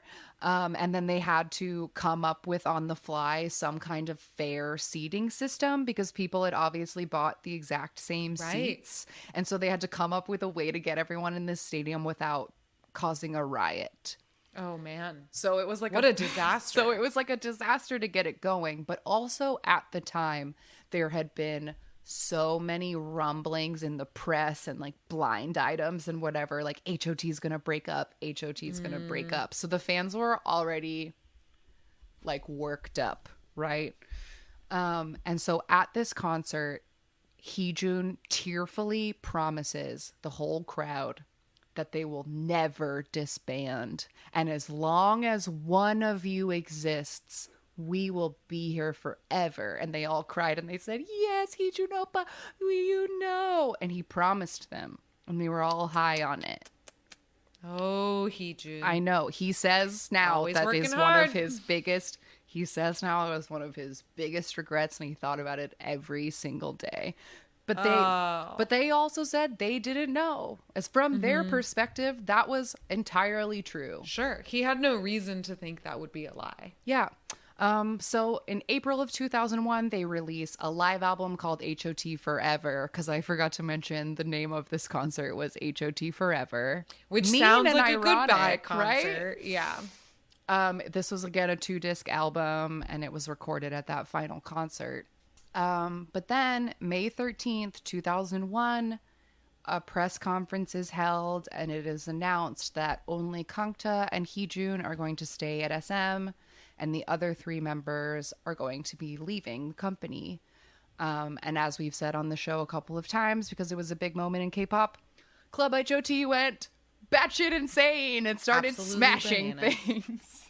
Like literally broke all the windows in the front of the SM building and were like blocking traffic to be like, no, like they went bonkers. Their group ended. Is this the time when they destroyed that one person's car and then they realized like they destroyed the wrong person's car? That might was have been that a about different Super Junior. event? That might have been about Super Okay. Junior. Still SM. But still, Something SM in the SM water stirs They up their brainwash fans. us really good and we get upset. The subliminal messaging in there. In their masters. But an interesting thing that the H.O.T members have said since is that they obviously have a lot of regrets about this, but that they were in a really weird place because they were like barely 20 years old. They didn't have like anyone on their side. They had no sunbays to talk to. They had absolutely nobody to say, what do I do now? Because they were the first ones. Yeah, there's no precedent. They thought that they like were smart enough to handle their own careers, but they didn't know anything because they were babies. And like, I don't know, they all just have a lot of regrets about this and like wish that it had gone different. But like, they really were in such a weird place where, like, I don't know, there wasn't, it was unheard, like them existing was new. So who would know what would happen if they tried to keep going, or like, yeah, it was just like a weird thing. But the main reason that the other three left, and we talked about this a little bit in our recent 2001 episode, is that the three who left alleged that they had only been paid like a fraction of a cent for every album that they ever sold. And that they felt entitled to way more of that money because they had done everything and worked their asses off. And SM sued the shit out of them for like talking about it. And like, it was a big messy mess. Yeah. And Kangta and Heejun got to just like keep putting out solo albums and like, yeah, because they stayed at SM and everybody else left. And yeah. and they What a mess that boiled down into being. they didn't really speak to each other for like 17 years. And Kangta claims that it's not because they fought, but that it's because all of them are not the type to fight. And so they all just internalized all of their beef with each other instead of talking about it. And so they just didn't talk instead of having to do the hard work of working anything out. Interesting. I wonder if they've ever aired out any of their dirty laundry, but we'll talk about the eventual reunion. Yeah, in a minute. When we get there in the timeline. But yes, I looked into a little bit of like what these guys did after H.O.T. because like you said, when they disbanded, they were all still pretty young. Like they had debuted when they were in high school. So they didn't, it's not like they disbanded because they needed to enlist right away. Right. So they had some time they had some time where they had to figure out like, what am I going to do next? So I'm just going to go again, just like we introduced the members in age order, catch us up on the highlights of what happened to them. Oh yeah. The highlights as in big news items, not as in positives. Some of them are positive, but you'll see the highlights and the lowlights of everything that happened between the disbandment of H.O.T. and today. So, starting with Heejun, after H.O.T., like we said, he stayed with SM after the disbandment until 2003, and he released 3 of his own solo albums with SM.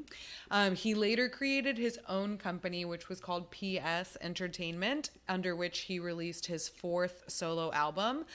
He has a total of 4 albums, as well as 4 special albums, which are like compilations or lives or whatever, and he also has 2 EPs. He enlisted in 2005, and while he was in the military, he hosted the KFN Korean Army Broadcast Music Talk Show. So he had kind of like a related job in the military. And especially for me, I noticed, like, aside from Kangta, he was the face that I recognized the most because he's been in a lot of variety shows after he came out of enlistment. One of the shows he was in was called Handsome Boys of the 20th Century, which had Tony from H.O.T. as well as Eun Ji-won of Setchkis, Danny An of G.O.D., and Chun Myung-hoon of NRG. and they created a little like super group, which they called H.O.T. Sechgod RG.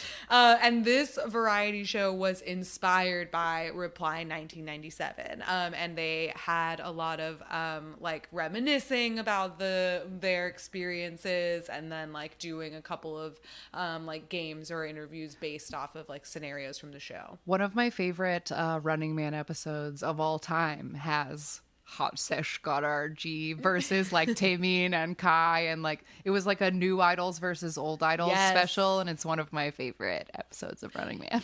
Yeah, so these guys got to do like a couple things like as a group because of this show that they were on.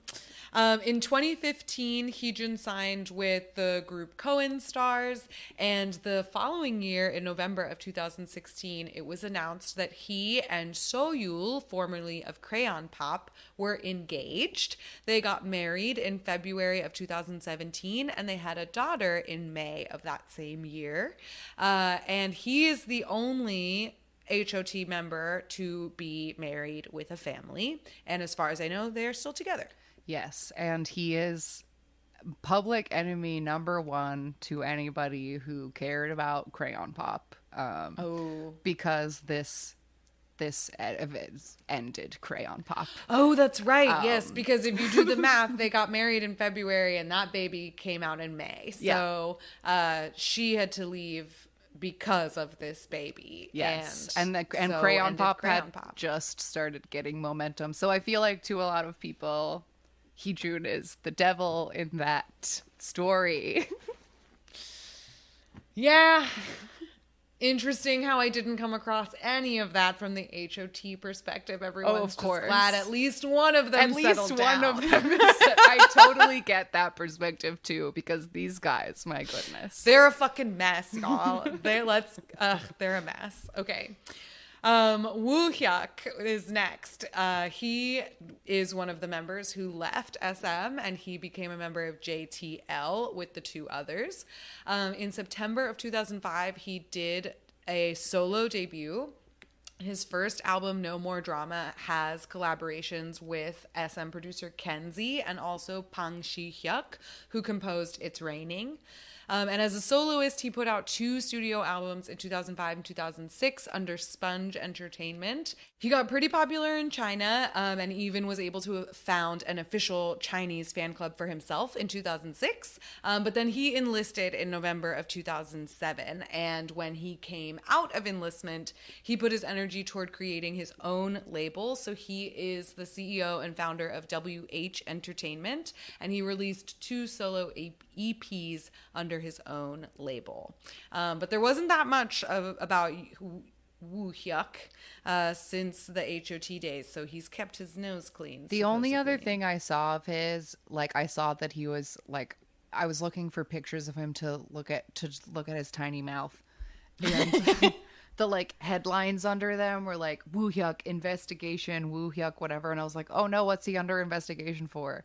And not that long ago, or in the last 5 years, SM tried to sue him for like using H.O.T stuff when he's not allowed to. Oh, boo, lame. I will say shout out to Woo Hyuk for getting slutty in his own solos, because his first album is just like his album, I believe, was like R&B focused, and the album cover is just like him with like a hat over his eyes and like a button-up with just like abs out. All right. So he was like, I never got to take my shirt off while I was in H.O.T, so here we go. Yeah. All right, next up, Tony. Tony is the one who really crashed my server when I was doing my research. Tony.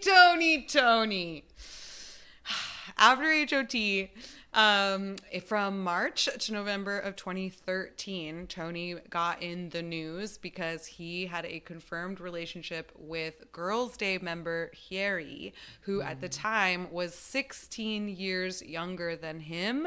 She was 20 and he was 36. Wow. I wrote these incorrectly. I wrote 30 and 26 and I was like, that's only 4 years. She was 20 and he was 36 at the time. And their relationship ended, not officially because they were always busy, but let's be real, it It's because he went to jail. Because he went to jail.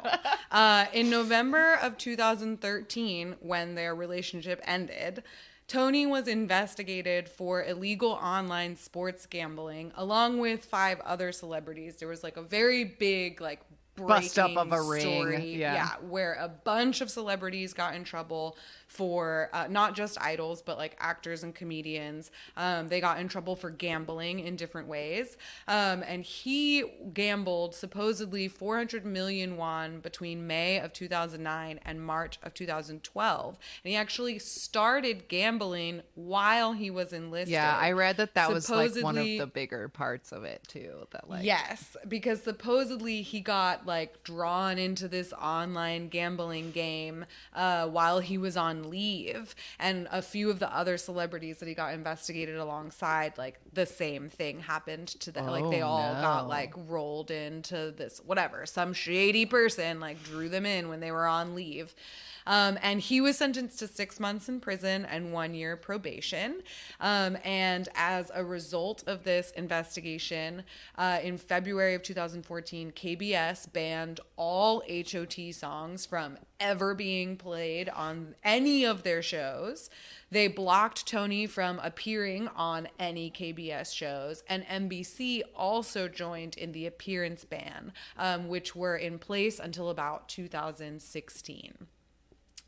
So like I mentioned, he did his enlistment like in that time. He was enlisted from 2008 to 2010, during which he started gambling.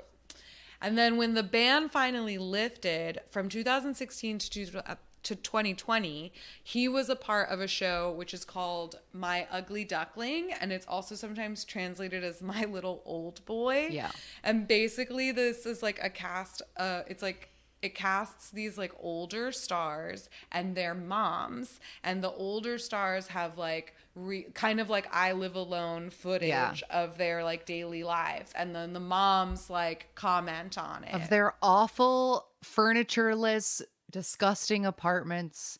And they can't, like, that show is often such a nightmare. One of the guys who's like a regular cast member like lives in like a hoarder house like full of shit. Anyway, it's a fun show. Well, the current cast includes Jungkook from Turbo and Heechul, so that gives you an idea of like the generation of celebrities that are on it now. But Tony was on it until 2020, and on it he, like you were just saying, like showing these like very depressing lives of former celebrities. His apartment was always a mess. Like his bedroom always had like empty liquor bottles in it. And there's like one episode where he goes to the doctor and he has like failing health. Like he's his damaged liver his is like liver, ruined, and he has like a cyst, like something, whatever, and it's caused because of his heavy drinking and smoking. And so but it did revitalize his career in some ways because he was on TV again, and so he started getting invited to be a part of more reality shows or more variety shows, and more interviews as well. So it was a bummer look into what Tony was up to, but it helped him out a little bit as well. He is currently a CEO at 3 different companies. TN Nation Entertainment, which is an entertainment company he created himself. He manages one of the former members of Click B. He had 2 groups, a boy group called Smash and a girl group called Awesome Baby, both of which have since disbanded. And he unofficially managed some schedules for his H.O.T maknae Jaewon. He's also a CEO for School Looks, that the company uniform company that comes that up all the partners time with idols and does like a music video every year to show off their new Tony's collection. a CEO there, and he's also a CEO at a company called Shynix. I don't know if that's how you actually say it, and it's an undergarment company. Ooh. But a fun fact on one thing that sort of pulled me into a wormhole of hilarious gossip columnists was that Tony is BFFs with Sechki's member Kim Jae-duck.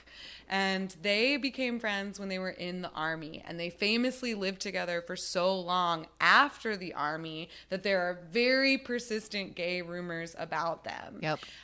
They are not helped by the fact that Kim Jae-duck loves to joke around about the rumors. And I watched this video of him and he's on a variety show and he says that they became friends in the army because he loves to touch the people that he sleeps around. And I guess Tony liked that. And then he laughs and he says, Hyung hates it when I say things like that. Oh, boy. And the hosts pounce on him and they're like, how can you say these, like, and you seriously are telling us that you guys aren't dating? He goes, no, don't misunderstand. We sleep in separate rooms. And the hosts are like, yeah, fucking right. Then how come you guys have matching rings? Like, isn't that a ring like that he also has? And he says, oh gosh, like, yes, this is so funny. Like, this is a ring that, like, he and I are not the only ones who have it. We got matching friendship rings with 5 friends. And so we all have them together. It would be weird if just the 2 of us had them. Tee-hee. So anyway, Tony hates it when he plays it up, but J-Duck definitely plays it up. Are they together? I don't know. Is Time that the will only perfect tell. premise for a fan fiction? Yes. Members of rival boy bands go to the army together and fall in love? Like, shut up. Wow. Let's write that book, shall we? Yeah, let's write it. All right. So that catches us up to Tony. Then we get to Kangta, of course. Kangta, doing fine. Moral of the story, Kangta's laughing in the end. Yes. All the way to the bank. He is the only member who's still at SM today.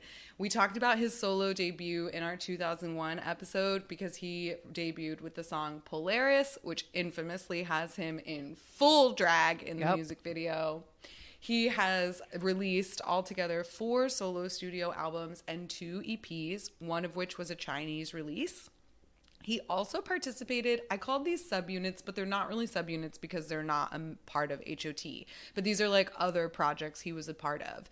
In 2003, so just a few years after H.O.T. finished, he was in something called S parentheses Supreme with Shin Ye-sung from Shinhwa and Lee Ji-hoon. They released 1 album and 1 EP together as a trio. In 2006, he was a part of a group called Kangta and Van Ness, which was a collaboration with an artist called Van Ness Wu, who was a member of the Taiwanese boy band F4, excuse me. They debuted at the Thailand MTV Asia Awards, and they only released one single and then a repackage because shortly after that, Kangta enlisted in the military. And so he says that that's why they like never really did anything, was because shortly after all of their promotions or whatever and their repackaged, then he had to go to the army.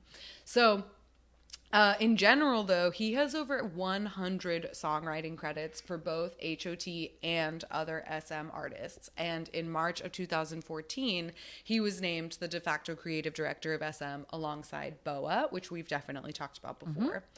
After his, after H.O.T. disbanded and after he did his solo debut, he also started acting. And there was a time where he was like acting more than he was making music. And his fans were like, oh no, is he never going to sing again? Right.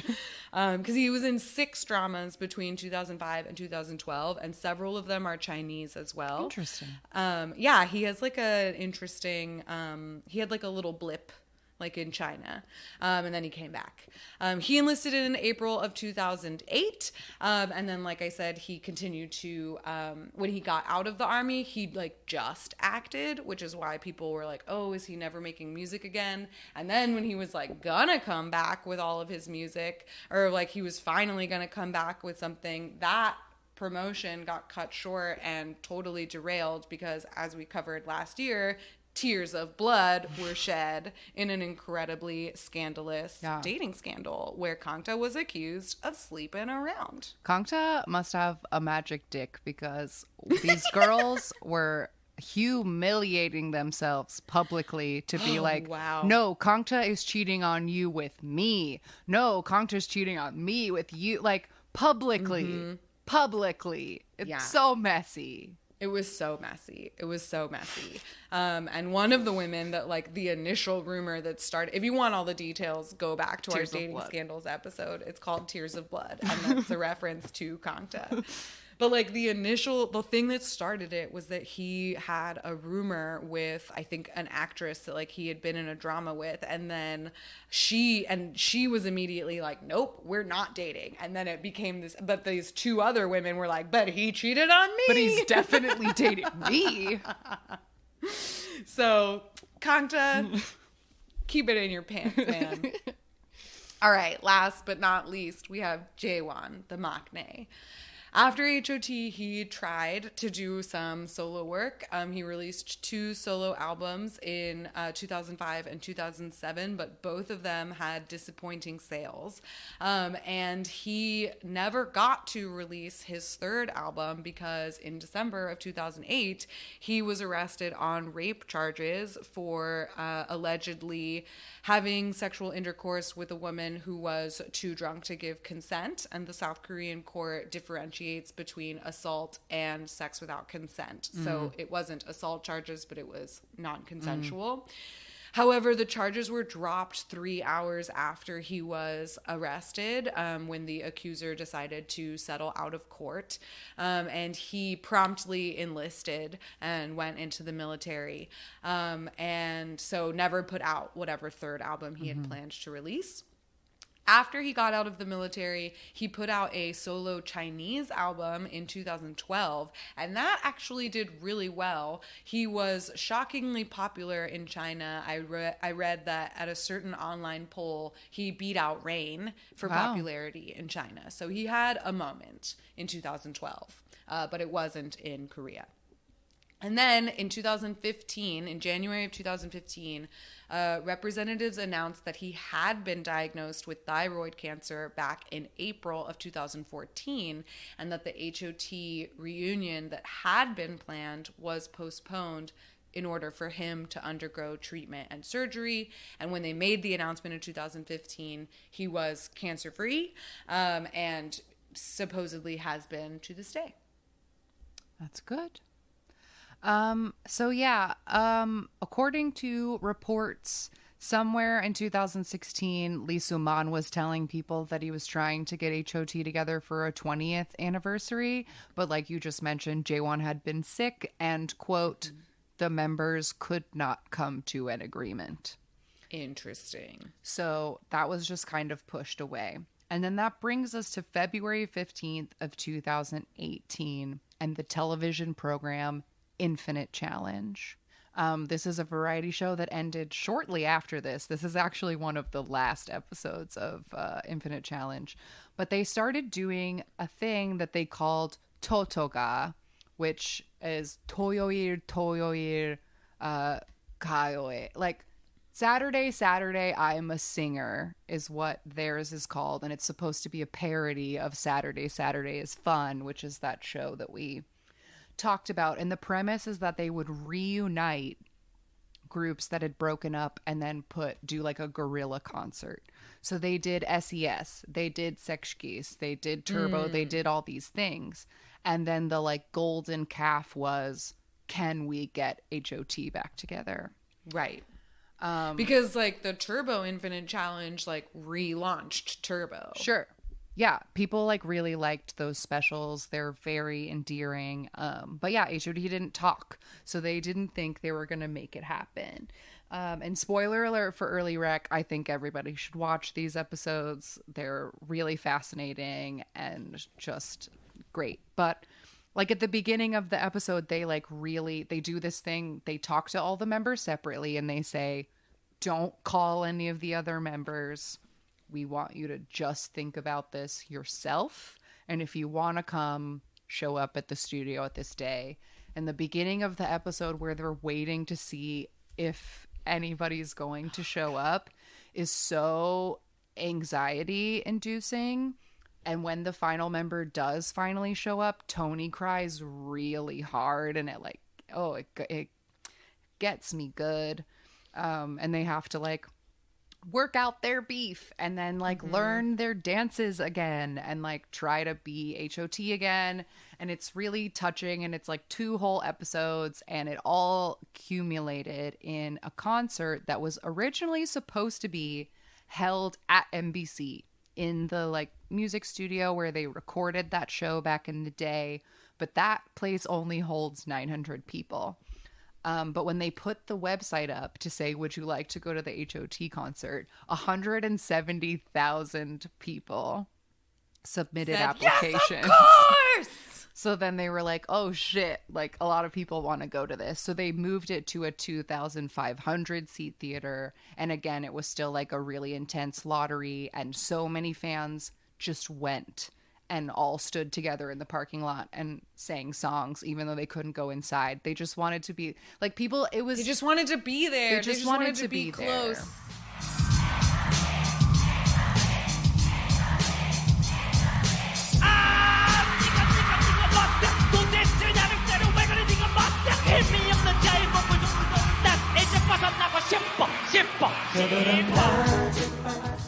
And it's just really touching, and everybody all this like 17 years later, like remembering their youth and remembering the good times and like reliving this special moment. And it's really, really touching. It's really touching. And it's good to watch because they're all older and like a little more practiced, and they honestly like sound better than they did back in the day doing some of the songs and stuff. Yeah, so like they do sound better, and they sound good, and they like totally pick up the choreography again, and they're like still having a lot of fun on the stage, and the actual performance, they're like very touching and endearing because everyone is crying. Everyone in that stage is crying, and they all are there in their ponchos, and they like can't believe it, and they all have their balloons. The hosts in the background are watching it like with their perfect H.O.T wigs, and one of the hosts immediately tears in his eyes from the beginning and like is misty for the entire thing. Everybody's feeling it. And it's like very, what's the word? Satisfying. It's like just so satisfying to watch, because they had a tough time. Like they were definitely overworked, and they were setting the precedent for the way the industry worked. So they didn't have any examples, like you said, to help them navigate what to do after their group ended. Because now, like, you know, we talk about groups disbanding all the time, and that can spell such a completely different fate for somebody today than it did for these guys who really didn't have a lot of guidance in coming and figuring out how to navigate the music industry. And some of them had a pretty tough time after their group disbanded. So to have them all come together on this infinite challenge and then like do well and get along and like all be willing to like be in it together is very touching. Yeah, it's just nice. It's nice.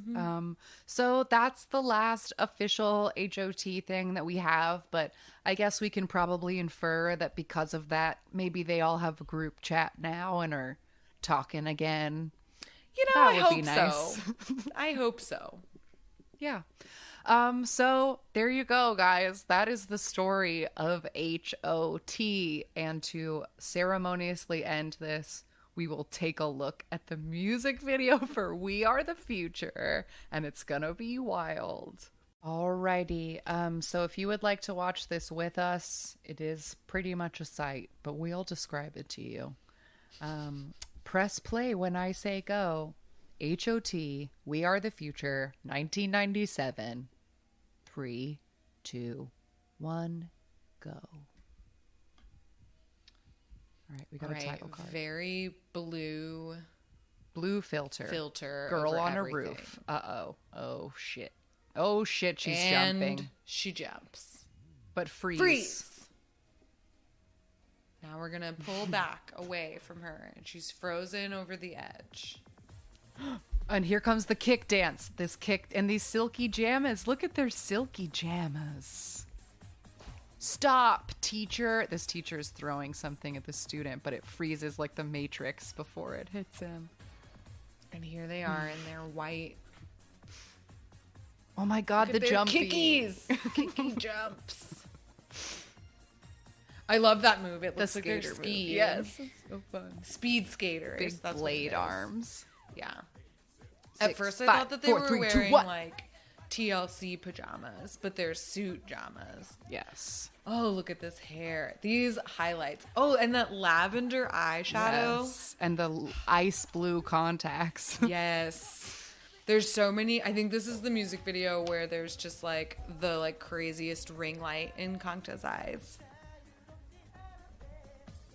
But that might have been in a couple of them. Yeah. Like, Oh yeah, I wrote down that this had been one of the first times they started wearing all those kinds of makeup. Ah, okay. Because yeah, we have like not just a dramatic smoky eye, but like he has like this lilac color. Somebody else has like one eye is yellow and one eye is green. The dramatic That slidey leans move. to the ground. Yes, they love the dramatic leans to the ground. We are the future. So much yelling. So much yelling. But yes, if we haven't described it, in between they're in this lavender round box in their suit jammas, but then it keeps cutting to this grainy blue filtered like footage of like a guy robbing a convenience store and a teacher like abusing his students and a bully. And, like, somebody beating somebody up in the here's the pop and lock break. Yep. This is the tube dance. This is called the tube dance. Yeah, where you like make your body like fit into a tube. Oop. Oh, wow. They're pointing so hard. So many. It's all about the knees and the kicks. Those outfits do look really comfy, though. They do look comfortable. Okay, so like this is the part where we were getting until I was trying to figure out what this music video is saying, because while everyone is frozen, they like look above them, and that girl who jumped off the building is like hovering above them, and I don't understand. Oh, slide down to the floor. Because this kid he's getting beat up by the bullies, and he's gonna grab this glass, but he shouldn't stab them back. I think that's the wrong choice. Because it stop. Yeah, and it says stop. Because you're just supposed to stop the violence altogether. Maybe that's why they froze the girl too. Because violence against yourself is violence. A bad choice. Oh, But look, yeah, because he puts the glass down, and then now they see the girl. Ice But cream does she get truck saved? twinkle. We don't know. I don't know. Wow. We don't know. Wow. Whew. Well, wow, that was a journey. A 2-hour journey. It sure was. But it was a necessary one, because Absolutely. without H.O.T, we wouldn't have any of the boy groups that we know and love today. And you and I are boy group stans. Yeah. We had to. We owe a lot to them. We sure do. This is the point in the show where we do a weekly recommendation. And I have 2. Like I mentioned before, I think the H.O.T Infinite Challenge reunion special is absolutely worth watching if you have 2.5 hours to spare. It is episodes 557 and 558 of Infinite Challenge. And it's just really touching and entertaining and tense and joyful and nostalgic and all the things. And I think it's worth a watch. Just to sort of see like what happens when a group doesn't talk for 17 years and then tries to get back together. It's very fascinating. And then my other recommendation, which is a much less time commitment, is specifically the SM Town Live World Tour 6 in Japan 2015 ending Hope video. Every single person at SM Entertainment looked so hot in 2015. It's unbelievable. It's Even sickening. Kangta looks fine in this video. Ungodly. Oh, you know. All of SHINee cut their shirts to their pants so that it's just because full 2015 guns out. is View era SHINee, aka peak beauty SHINee. Guns out. EXO has their Cocoa Pop hair. So we have Blonde. We have Cotton Candy Chanyeol. We have red summer red velvet cut their little tanks. We got red hair Joy. Everyone, like, I'm just not kidding. Everybody looks so good. And they sing this cute little Hope song. And they look so beautiful. And I just want everyone to watch it and appreciate the beauty that is the cast at SM Entertainment. That's all. Agreed. That's my recommendation. A good one. I second it. I second that recommendation. Great. All right. Well, that is it. That was a long one. Thank you for sticking through it, but it was important. And now we all know more about the beginnings of this world that we love so much. All righty.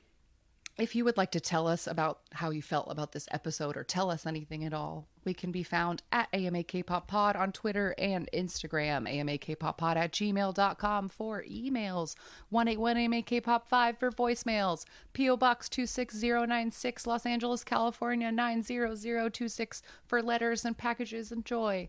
Our link tree that is linked in all of those bios will take you to our Discord, to our Spotify, to our YouTube, to our all of our things. We have, keep an eye on that link tree. There will be exciting things showing up there next week. I don't know. Pay attention. We also have a Patreon, patreon.com/AMAKPopPod. I just posted a Patreon episode today. We workshopped a possible parlor game. Did it go And well? my brain hated it. Maybe not. But it's pretty entertaining, a little half an hour if you want to see what we're like when we're just trying to make the show. And all kinds of other bonus content available on Patreon. That's it. Thank you. You guys are great. And we'll see you next week. Goodbye. Goodbye. Jonghyun, your inspiration.